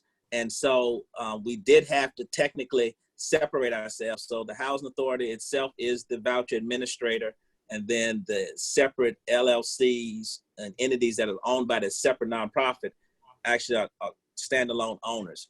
And so we cannot do our we must get third-party inspections and a number of other things that the regs state that you must separate. We can't expect our own properties. So we get third-party to do those things. And so that's the way we are structured. And so for each deal, as we continue to finish out our portfolio, which we have close to 1,800 units now. We have another 430 on this final conversion or multi-phase conversion and or using Section 18. We're working through that process now. So that pretty much sets up the context for what we did, well, how we did, and the why and what we did. So it's important to ask those questions, sort of early on when you're establishing, whether you want to remain in control, whether, how you bring in a partner, and those types of things. All those things are important to establish up front so you can know how to structure the entities moving forward. And to answer the survey question, the CFO was the one who almost passed out when we started talking about establishing all of these entities.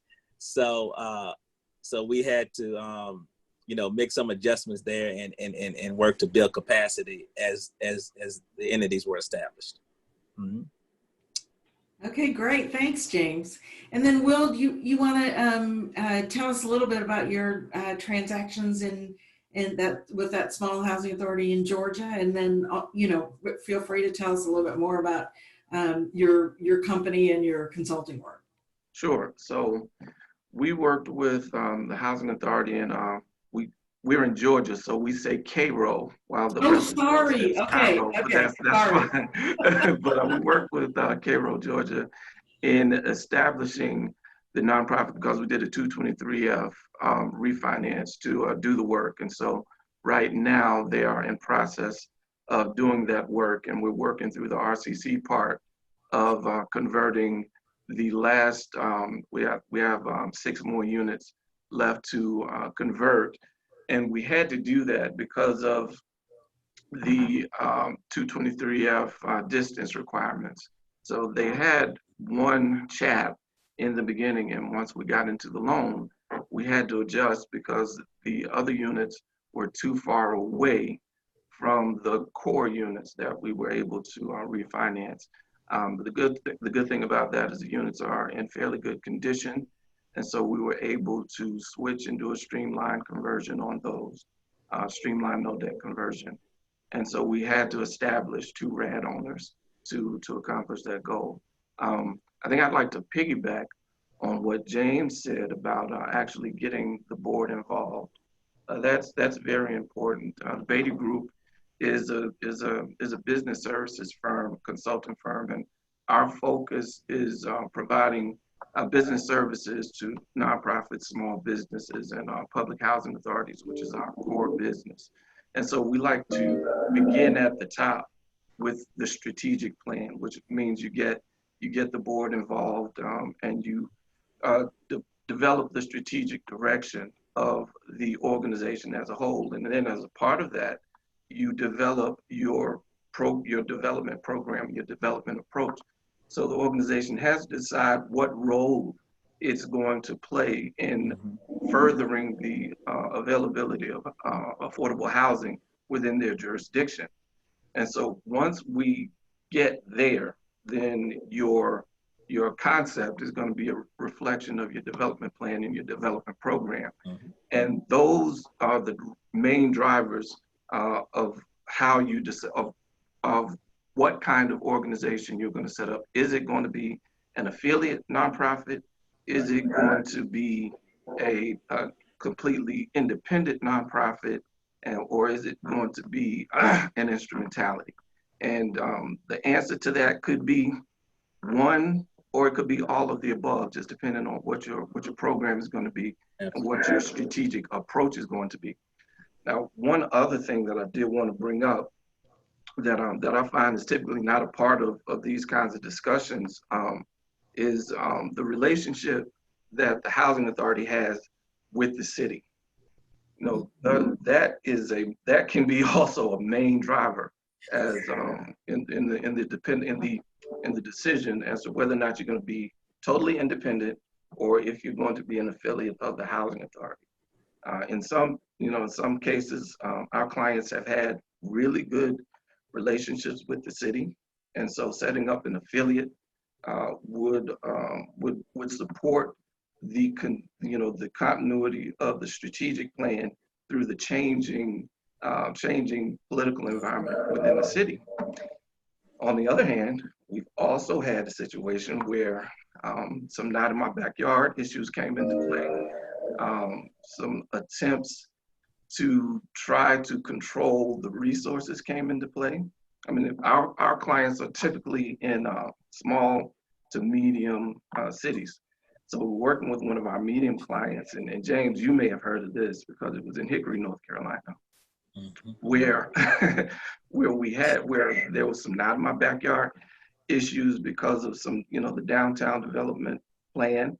The housing authority had an intention of developing some affordable housing close to that area of the city, and a lot of the business people didn't want it.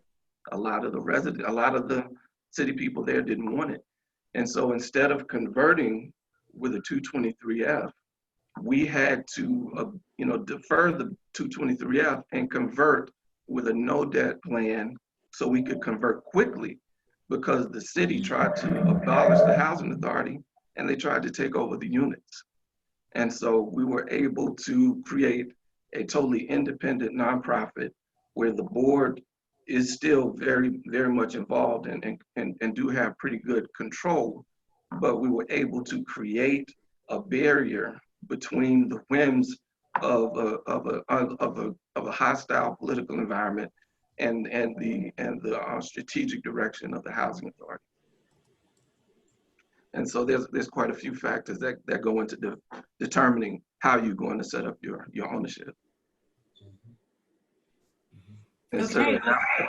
Thank you for that, and I really appreciate both of your participation. And I think one of the things we want people to remember from this session is remember that these requirements, particularly the tax credit requirements, these are not RAD requirements.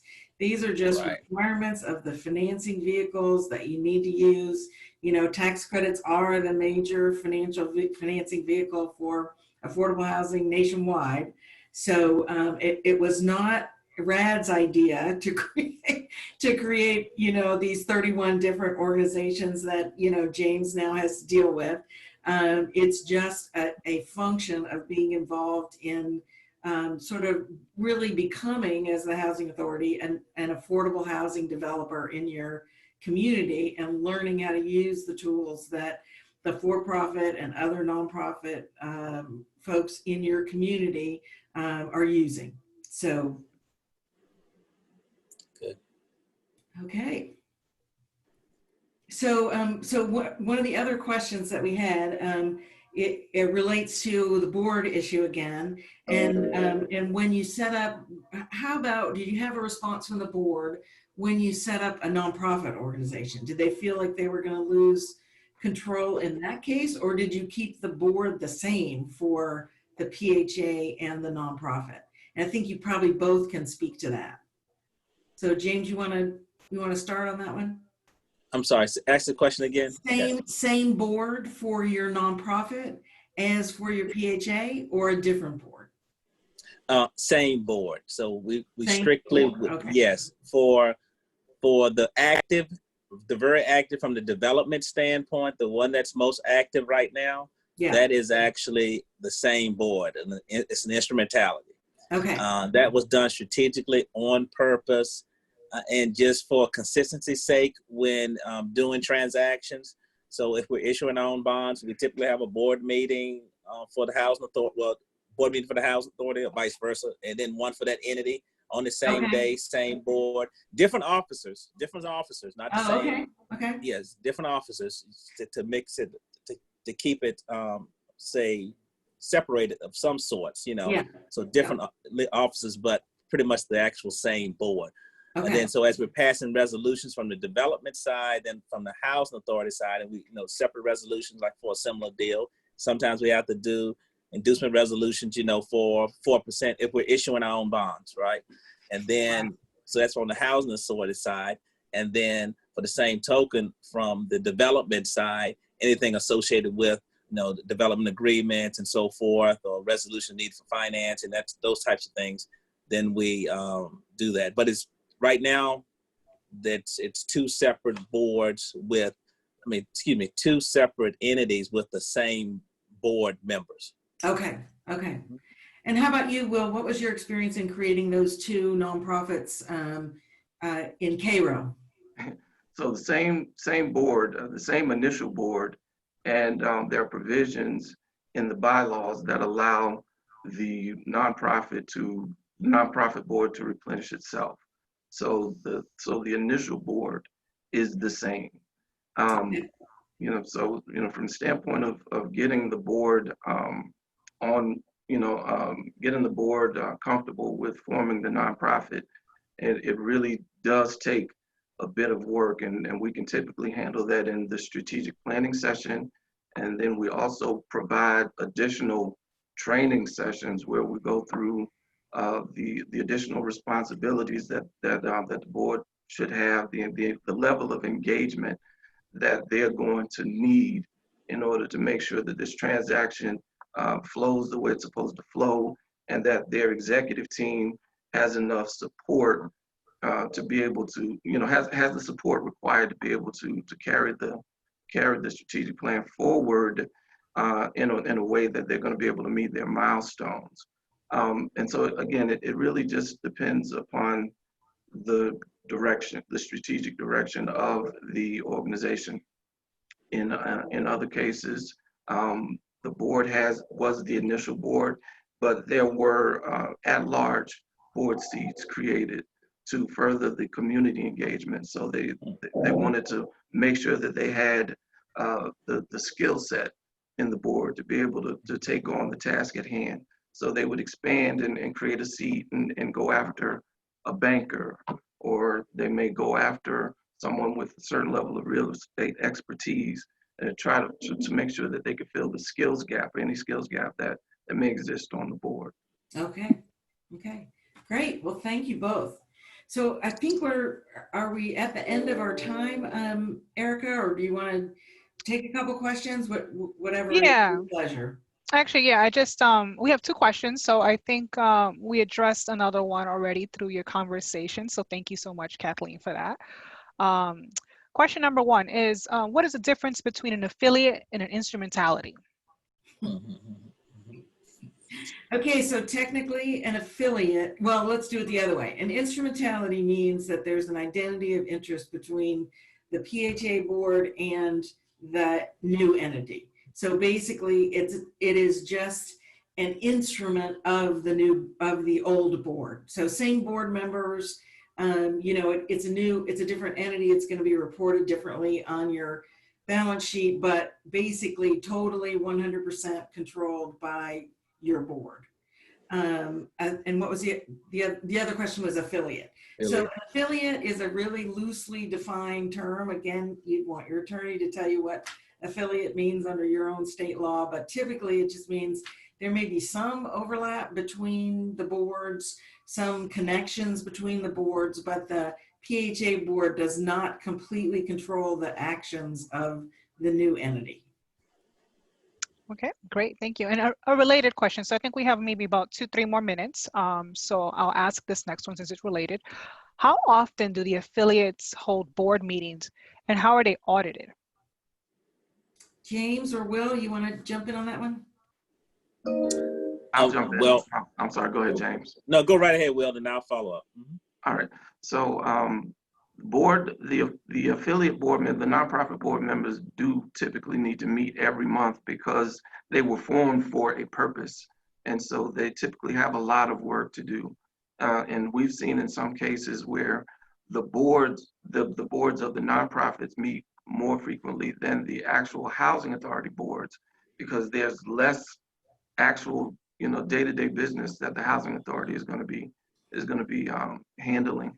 But the nonprofits are typically formed for something, for a specific task, and so they typically meet pretty frequently, at least once a month. Okay, James, anything to add? For us, the instrumentality actually meets really based on the need of the deal itself, really, depending on the development activity that's coming out of our organization. So we pretty much have, relatively monthly housing authority meetings, and the instrumentality itself, it meets based on the activity that's generated out of our development arm here. Okay, so we'll take these two follow-up questions as the same questioner. So even after all of the work has been done, post-deal, post-construction?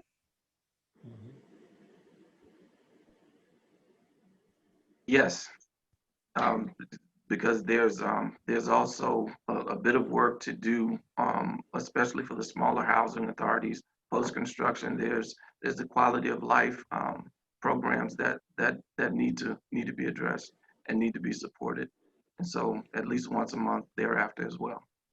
Okay, great. And Kathleen, And this our will be, board, oh, go ahead, James, I'm sorry. no, I was just gonna say ours is strictly, that particular entity is strictly for development purposes. So it's again driven by the deal. Our resident services types of activities is handled through another entity. Okay, great, thank you. And Kathleen, this will be the last question for your group before we bring on Will. Okay. What rules take precedence in a conversion? RAD, PBV, LIHTC, or in a PBRA conversion? RAD, PBRA, LIHTC. Okay, so I'm going to take a crack at that, and then I'll let James and Will come in too. Okay, so I know no one will believe this, but when we started the RAD program, we really tried to set it up so that it would work well with the tax credit program. So we tried to avoid having any requirements that were going to make it so you couldn't finance a deal with tax credits and do a RAD conversion at the same time. But the bottom line is RAD has to do with rent subsidies. So if there's any issues related to rent subsidies, RAD is going to take precedence until you close, in which case then your PBV rules are going to, or your PBRA rules are going to kick in with respect to those rent subsidies. Tax credits have to do with how do you get the money to build or rehab the thing in the first place. So tax credits really have to do with the development financing part of the project.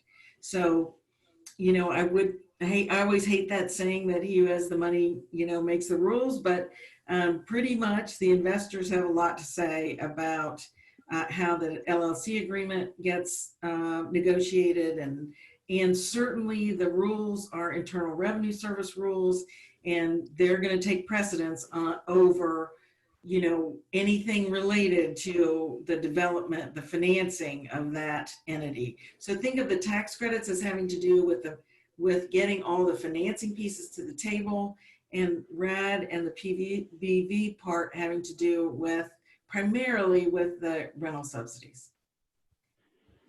And James, you want to jump in on anything else on that? Yeah, I was going to add to it, especially post-construction activities, in particular for we have, I'm saying blended subsidies, but you have PBV versus tax credit regulations, long-term margin eligibility. You know, that's where it gets a little, we took a lot of time making sure, looking at what was the most stringent, because again, you have that 15-year minimum compliance period to keep the residents eligible, right, and get recertified every year. And also you have for the subsidy side as well. And so you have to look long-term too, how after construction, after the deal is done, how things are monitored. And you don't want, for example, you don't want people coming in, your clients coming in, having to go through a separate tax credit process of eligibility and a separate PBV process of eligibility. So you got to look to see from a customer standpoint how they, you know, float together. And this is for PBV. Well, if you have any mixed deal, really, tax credit requirements. But that's one thing to keep in mind. That's a whole nother session, probably. Yeah. And I guess the only thing that I would add to what James and Kathleen have presented is that, you know, what we find in any transaction is that the RAD side is doing its level best to make sure that that the transaction is facilitated, and that the owner gets as much of what it needs as possible to go along with and to collaborate with the lending, whatever lending facility is being used. Okay, great. Thank you guys very much for being here. All right. Well, thank you, Thank you. Kathleen. Thank you, James. Thank you, Will. I wish we had an Welcome. applause button on Zoom so we can give you guys a round of applause. But just take our word for it. I'm sure our audience very much appreciates it. But thank you guys so much. And we appreciate your time. So, all right. Thank I you. think we're still Thank you. semi on time. You're welcome. We're still somewhat on time. We'll try to get you guys completed here by 4 o'clock. So I'm just going to queue up Will Levy, who has just magically appeared on my screen. So Will, why don't you go ahead and share your screen, and you will be our closer for the day. All right, can everyone see my, can folks see my screen? Yes. Okay, great. So good afternoon, everyone. My name is Will Levy. I'm with the Office of Recapitalization, and this session we're going to talk about transfers of assistance, a fairly unique tool that's available in RAD. So just to quickly run down the agenda, we're going to talk about what is a transfer of assistance, how can it be used. We're going to touch on Section 18 as an alternative to transfers of assistance. Make sure you've got all the options laid out for you. And we'll run through what are the requirements that must be met in order to transfer assistance, talk through how those requests get processed, and then talk about questions related to timing challenges and early removals. That sometimes comes up. And then we will switch over to questions. So without further ado, I'll dive right in. Oh, and there will be a few quizzes along the way, so stay sharp. So first up, what is a transfer of assistance? So through RAD, a PHA can convert the public housing assistance, but then also move it to a new location, either to an existing property or to a property to be constructed, new construction. This is known as a transfer of assistance. It's very unique. You can't do this in the public housing program where you can say, federal assistance is in one location today, I'd like to replace it somewhere else tomorrow because the neighborhood's changed dramatically and I've got new opportunities closer to job centers or better schools or whatever. So this is a really unique allowance that PHAs can use in RAD. And it's really important because it allows a PHA to reconsider the geographic location of its assisted stock. Where it was placed in the 1930s, 40s, or 50s may not be where it makes sense to retain assistance today. Transfers of assistance can happen at the time of conversion, or they can also happen after conversion, later date. But for the purposes of this presentation, we're just going to focus on transfers of assistance at the time of conversion. I'm going to first walk through a few examples of how transfers of assistance has been used by PHAs. So in my first example, PHA has a public housing property in a blighted area. They've concluded the preservation or redevelopment of some or all of the units on the site does not meet their local housing goals. It doesn't make sense as a place to keep having affordable housing. But the PHA doesn't want to lose affordable units in their community. So they take these 50 units of public housing and they transfer them. And in this case, it's to an existing 50-unit property. Going to keep the numbers really clean. So just a really clean example. 50 units transferred over, and there's going to be a long-term HAP contract and a RAD use agreement at the new site, and the DOT will be removed from the old site.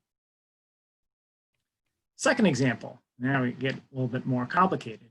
PHA is a large public housing property in a blighted area. Again, they've determined the preservation or redevelopment of some or all of these units on site does not meet their local housing goals. And the PHA wants to replace these hard affordable units. But it's a large site. They're not going to find a place to put 200 units, and it may not make sense to have a new 200-unit assisted property anywhere. So instead, they're going to split this up into multiple transfers. In this case, 5 different sites, some existing housing, some new construction will receive the assistance and for a long-term HAP contract. Some fully assisted, some partially assisted. All right, next example. In this case, a PHA has a public housing property that it is trying to preserve or redevelop, but the RAD rents cannot support the necessary financing. So there's a number of tools that they should consider on how to improve the revenue at the property. We'll talk about RAD Section 18 blends next week.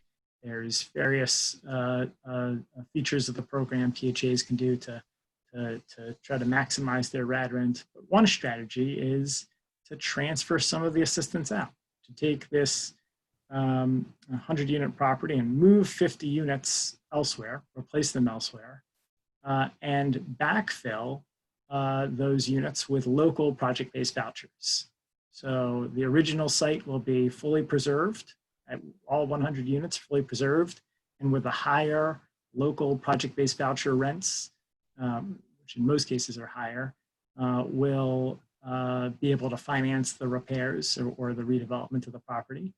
And then they'll replace the RAD assistance, those 50 units that left the site will be transferred, in this case, to two different locations. So we see this from time to time. All right, my last example, PHA has scattered site units that are very challenging to manage efficiently. PHA can transfer the assistance in order to consolidate it into a single project. In this case, got 60 scattered site units that it's going to move to a new 60-unit new construction property. It can solve its issue with transfer with the scattered site units while also preserving the hard assistance on site. So these are just a few examples. These are just 4 examples. I'm sure we've seen others. It's a really fun tool for PHAs to really use creatively. To think about, could it be a part of the solution of some of your local housing challenges?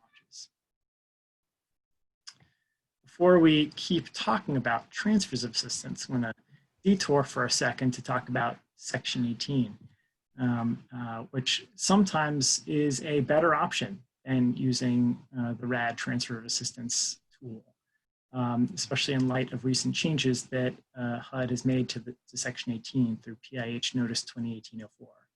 So PHAs should consider Section 18 disposition instead of transfer assistance for potentially certain types of properties. Scattered site units, our last example 4. Properties that meet the obsolescence standard, including due to environmental issues. Sometimes these are exactly the sites that PHAs have said, we've got to get away from this site. It's in a floodway or a floodplain, whatever. And we've got to get the assistance elsewhere.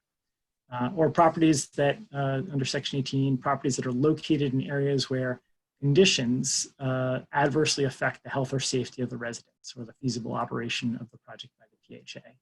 This isn't frequently used, but again, it will happen sometimes where a public housing site ends up in the middle of an industrial area where it makes no sense for the affordable housing to be and be approvable under Section 18. So why consider Section 18? Well, following a Section 18 approval, HUD issues new vouchers to the Housing Authority, and the PHA can either choose to issue those as tenant-based vouchers, issue them to the residents as tenant-based vouchers, or can project-base them, potentially on site, but just in the spirit of, well, what if you're trying to move the assistance somewhere else? They can put out a separate RFP later on to project-based project-based vouchers in some other geographical area. This can sometimes be simpler than trying to do transfers of assistance under RAD and could potentially net a greater revenue. So definitely talk with us about what you're trying to achieve when it comes to transfer of assistance, and certainly we'll try to give you the best advice possible as to whether Section 18 sometimes will make more sense. Just to note one other thing on Section 18, HUD only issues vouchers for units occupied within the last 24 months. That's the statutory max. So sometimes even while a property might qualify for Section 18, if you've got a long-term boarded up property the only way to preserve that assistance is through RAD. And so you might still come back to RAD in some cases. Okay, moving on. Oh, we've got our first quiz. Do we have a poll question that we can ask? Or Yeah, yes, we do. All right, this one, you've gone through the content. So yep. Launching polling. Awesome. I'll just read it out loud. So what does a transfer of assistance refer to? Give folks a few minutes to think about this, or a few seconds.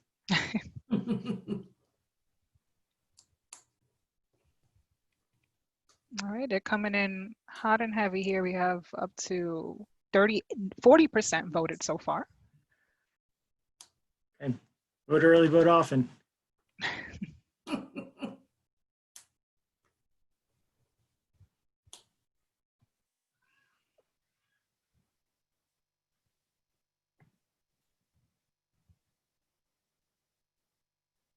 All right, so we are nearing the 50% mark, which, you know, to me is a high turnout. Yeah, do you want me to share the results? Please, I can't wait. All right, here you go. Excellent. Okay, so 82% of you, thank you very much, got it correct that a transfer of assistance is the movement of federal assistance from the original public housing site to a new geographic location. This is sometimes confused with what's known in multifamily housing as a transfer of physical assets, which is really a sale of a property from one owner to another. So that's probably where the original confusion comes from. And then for the last category, the demolition and reconstruction of property, sometimes that is part of a transfer of assistance where they're gonna demolish the original property and build something new somewhere else. But if you're just doing it on site, that doesn't, we don't refer to that as a transfer of assistance. Thanks all for participating. We shall move on. Okay, so what are the requirements for a transfer of assistance? So these are articulated in section 1.4A12 of our favorite notice, the RAD notice, and it starts with site selection. So a transfer generally may not be to a location of high poverty concentration, which we generally consider to be 30% of poverty level, 30%.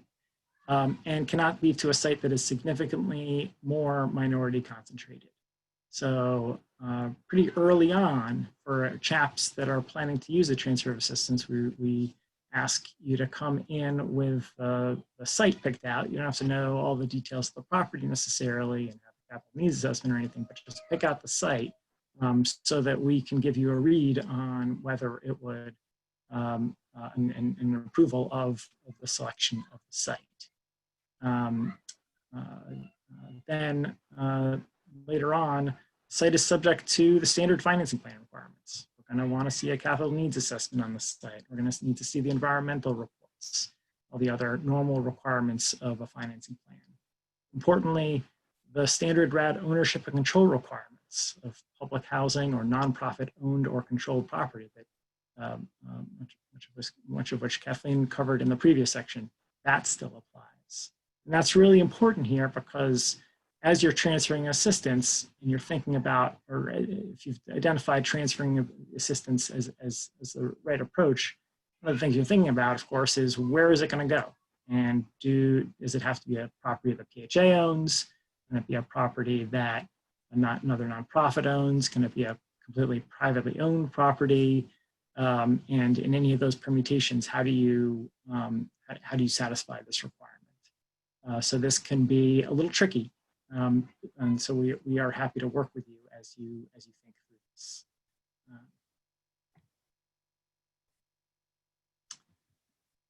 Continuing with the requirements, let's move on to the resident rights. So residents of the converting public housing property have a right of return to the site where the assistance is transferred.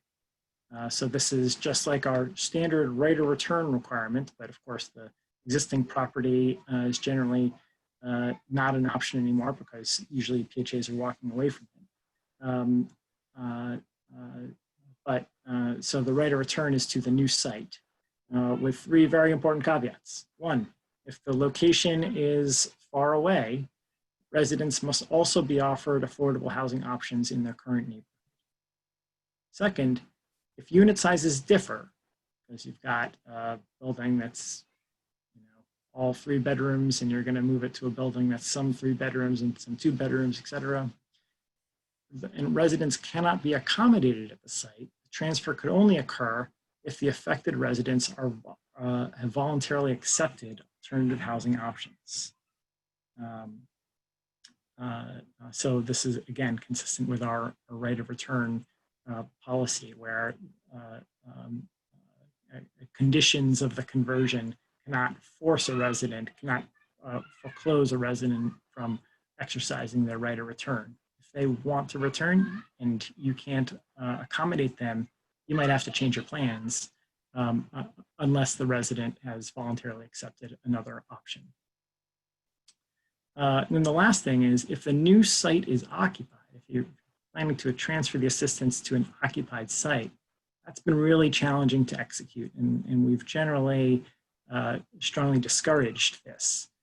The only exception is if you're transferring assistance from vacant units, because then you don't have a family that you need to move into that site. The obvious issue here with transferring assistance to an occupied unit is, how do you satisfy the right of return when the unit that the assistance is going to is occupied?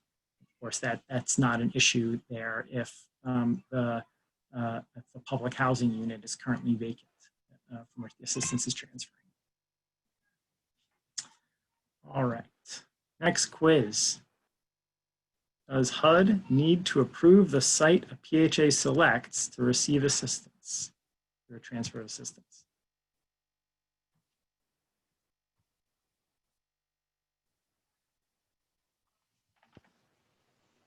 Okay, we're off to the races here. Excellent.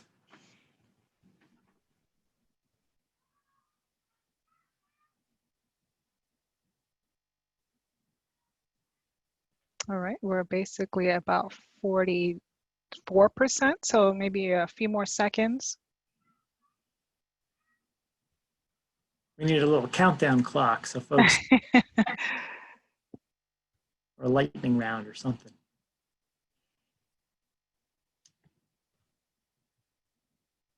All right. Okay, we have hit 50, so I am going to end. So if you want to vote, vote now. I am slowly making my way to the end polling button and share results. Excellent. Yes, HUD needs to approve the site where you are proposing to transfer the assistance. Very good, folks. Moving on.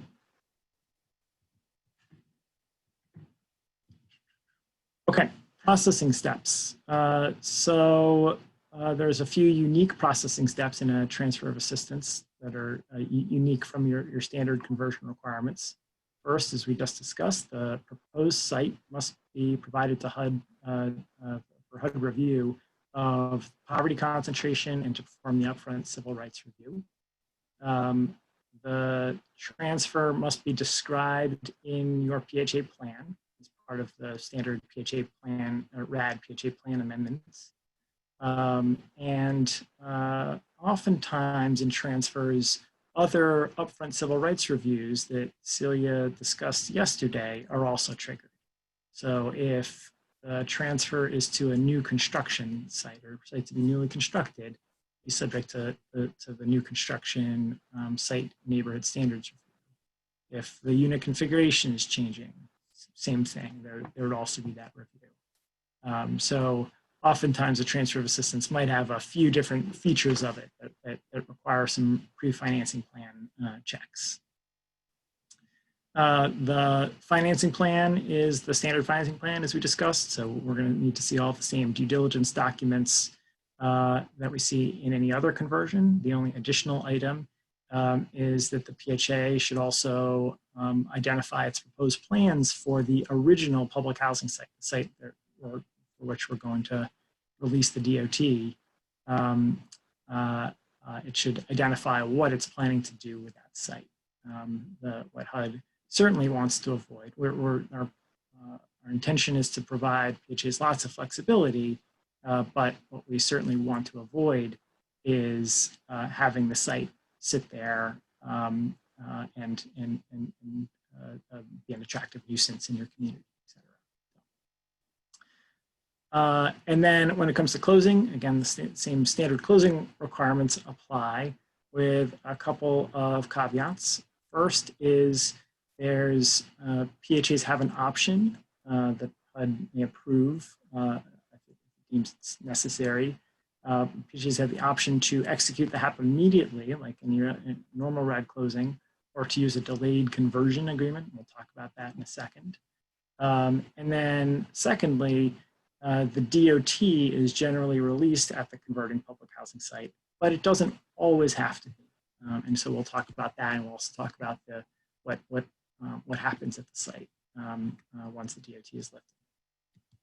All right, so first off, you enter into a HAP at closing or a delayed conversion. So for a transfer of assistance to units that will be newly constructed or rehabbed, the HAP contract can be executed at the close of financing, just like a standard RAD conversion, or at the completion of construction. We call that a delayed conversion.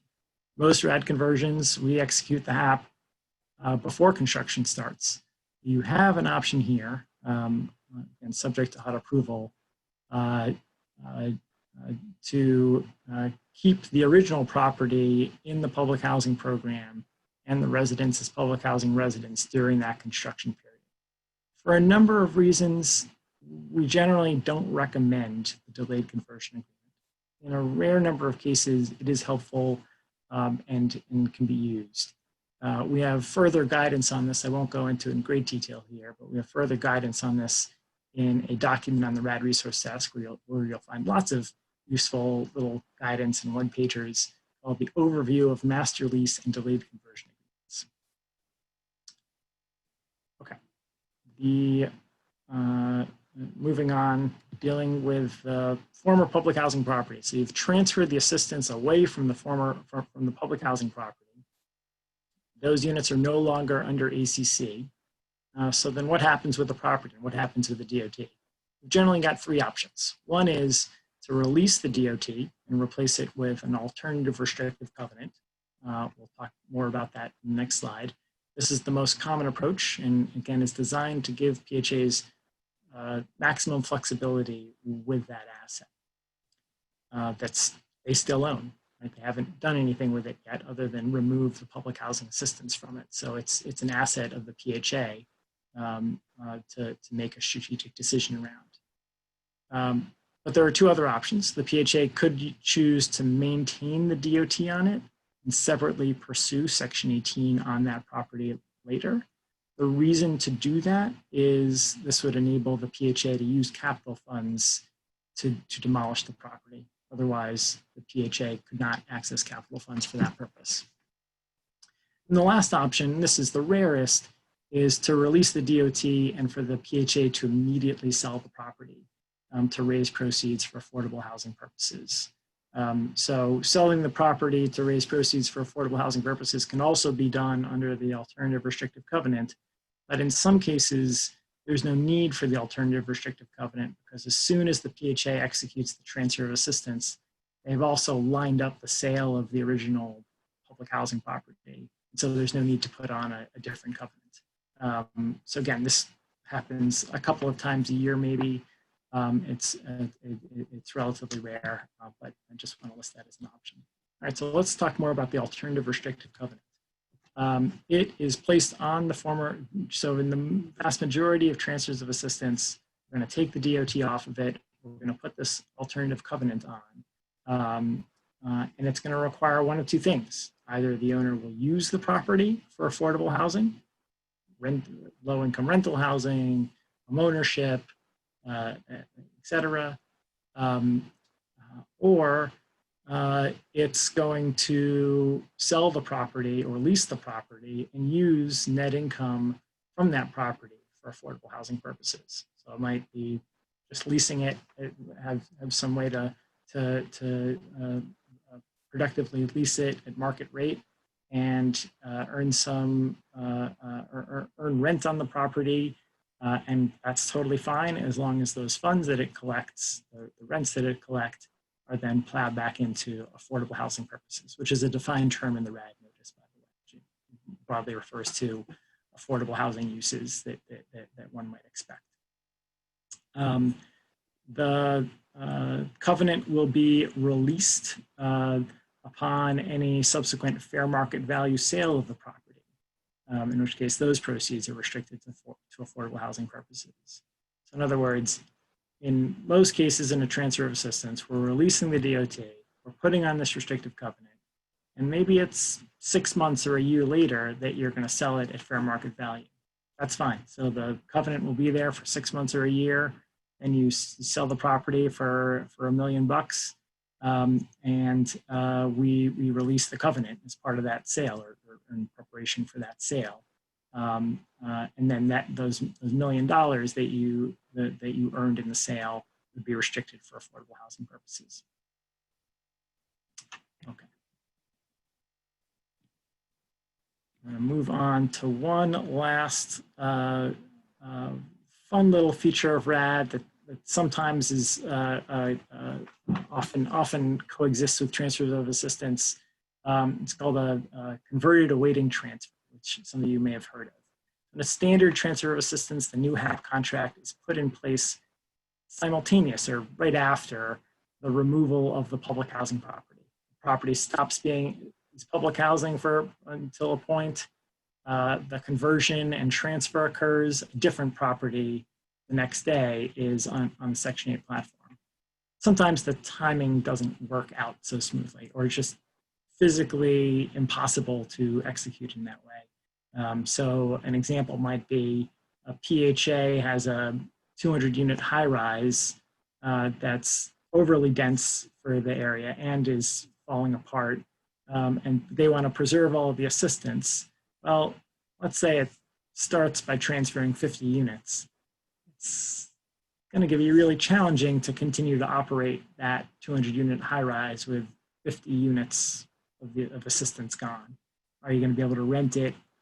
Is it going to just be a huge management challenge and potentially dangerous for residents that are remaining behind?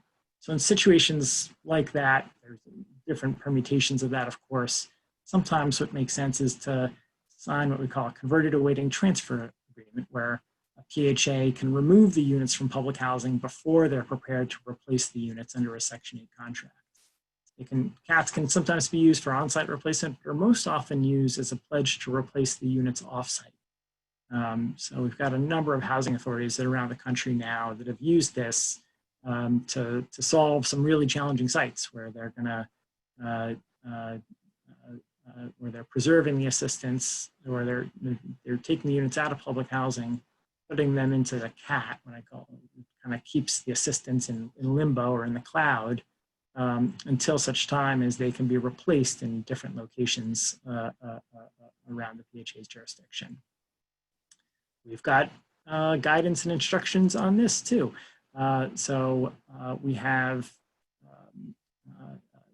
a guidance document on the RAD resource desk around requesting early removal and the conditions and criteria that we're looking for around protecting residents and the likelihood of being able to replace the units and demonstrating the need in the first place, the critical need for removing the units from public housing at this time. If you think this is a tool that might be useful to you, we definitely recommend before you put together materials that you talk with us and to get sort of a conceptual understanding of how it can be used and whether your situation is likely to be approved. All right, so that brings us to our last and final quiz, and the question is, what can a PHA do with a former public housing property after a transfer of assistance? Okay, so we have a couple options here. So let's give this some time.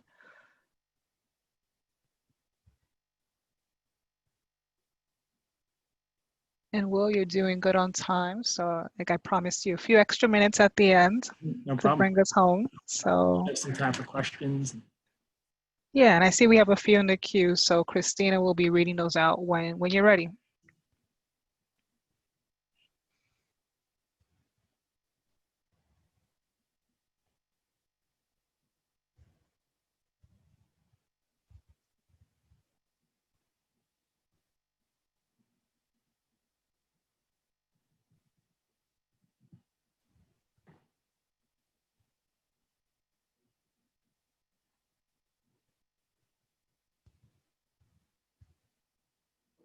All right, we're nearing the 50% threshold. So take a few more seconds to get your vote in.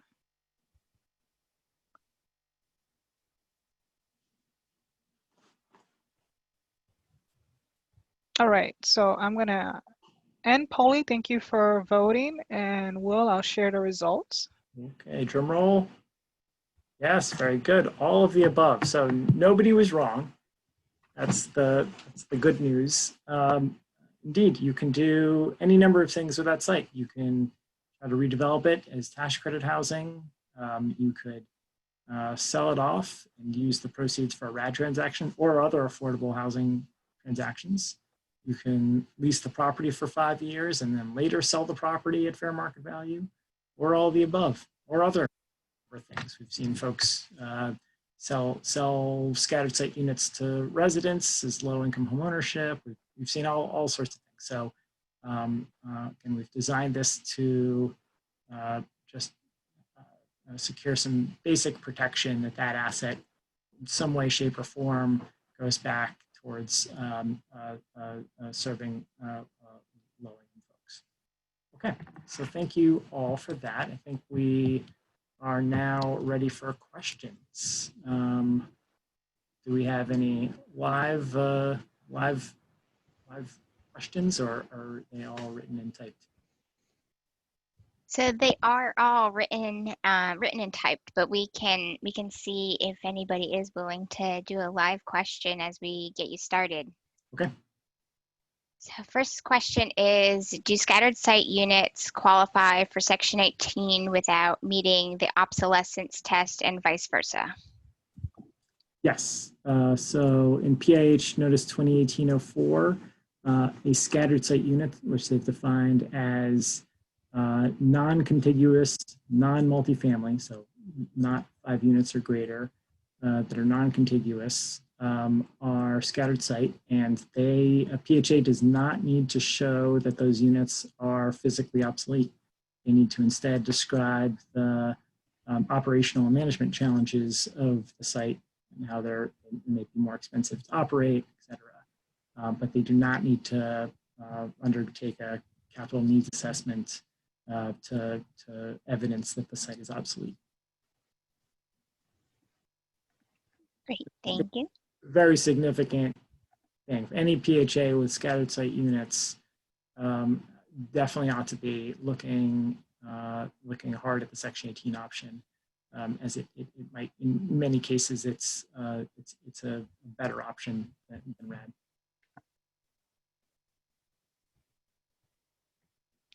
Great, thanks.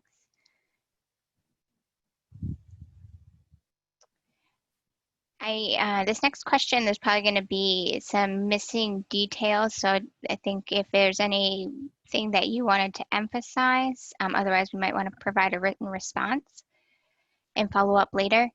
It's if we are looking to sell an existing 20-unit property to the city and we want to move the residents to 2 different locations, one of which is new construction, should we use transfer assistance or Section 18 demo? So HUD will only approve the demolition or disposition of the 20 units to the city if it meets one of the criteria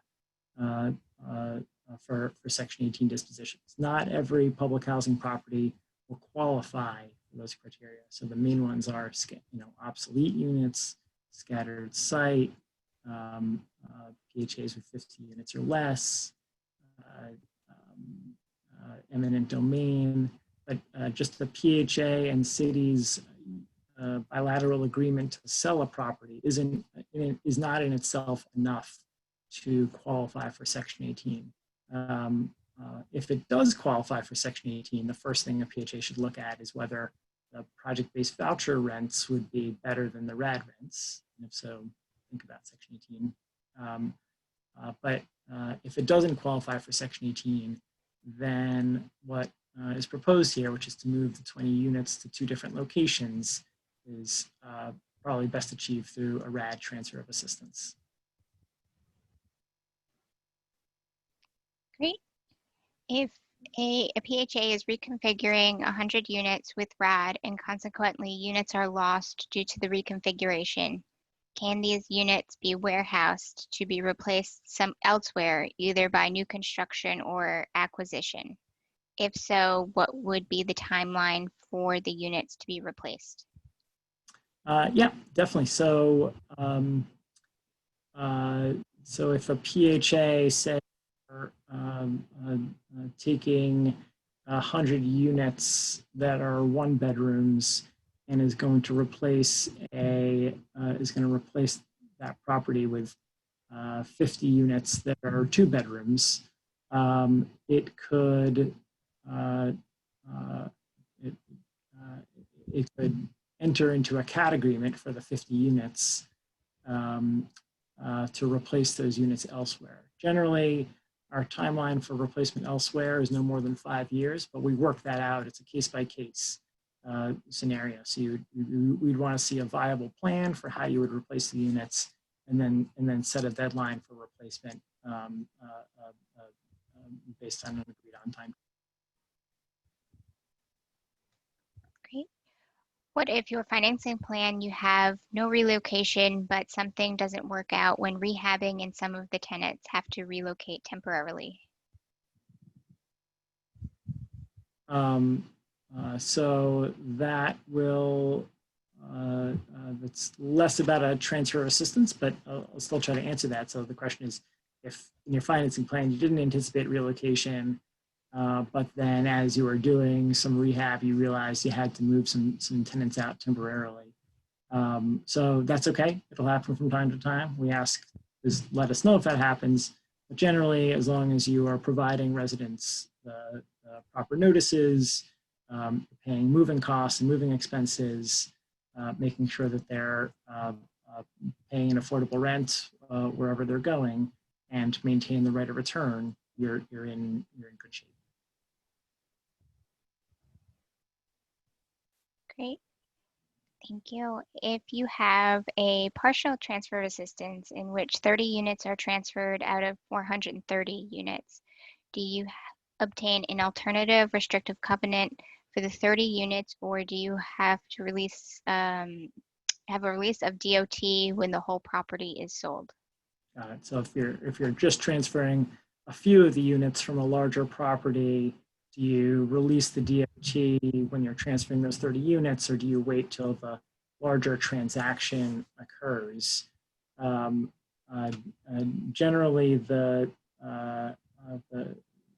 fact specific, but generally, if those 30 units are on a distinct parcel, you might release those now and put them under an alternative covenant.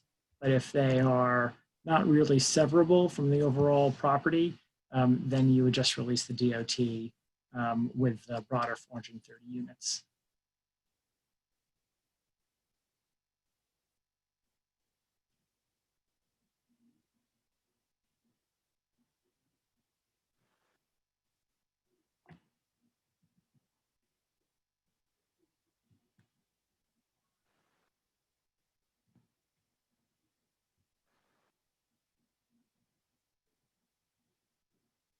Sorry, Christina, I think there's maybe time for one more question. I know Will has to run to the advice booth, but maybe one more. Yeah. Is there timing issues to be concerned with during RAD conversions? I have heard Section 8 subsidies do not start until January 1st. Is this only related to Section 18 TPV? So I think what the questioner is alluding to has to do with how the the Section 8 funding starts after a RAD conversion. We'll discuss that in greater detail at a session next week about closing and post-closing operations. But yes, it's correct that in a RAD conversion, in the year it converts, the property continues to be assisted through public housing funds, even though it's under a Section 8 contract. And the Section 8 HAP doesn't start until January 1st. But for the most part, this has not created problems for PHAs as they've executed their conversions. But, and again, we'll talk about it more next week. Okay, great. Well, thank you, Will, so much for your time in the presentation. And Christina, thank you so much for asking the questions. As mentioned before, we will make sure that all of the questions we received are in written form. So just have a few notes before we end today's session. So again, this was day 3. We have 2 more days next week. So please continue to keep your inbox open and look out for our emails so you can see what's coming up for next week. And at the end of today, you will receive a Zoom survey. So that will pop up once you exit. And please give us your feedback. Again, we're kind of, flying the plane as we're building here in this virtual space. And we want to make sure that this content is useful for you. So please continue to provide your excellent feedback. We've gone a lot before. And if you have a coffee break now, beginning at 4 o'clock, please follow the link in the chat to your coffee break. If you did not get a chance to sign up for one, we do have some open slots for next week. So please make sure to email the contact, and all that information again is available in the RAD resource desk. But again, any questions, feel free to reach out to us and we're happy to help. And I hope that you've enjoyed the last couple days with us and we look forward to seeing you all next week. So thank you very much. This concludes our broadcast for today.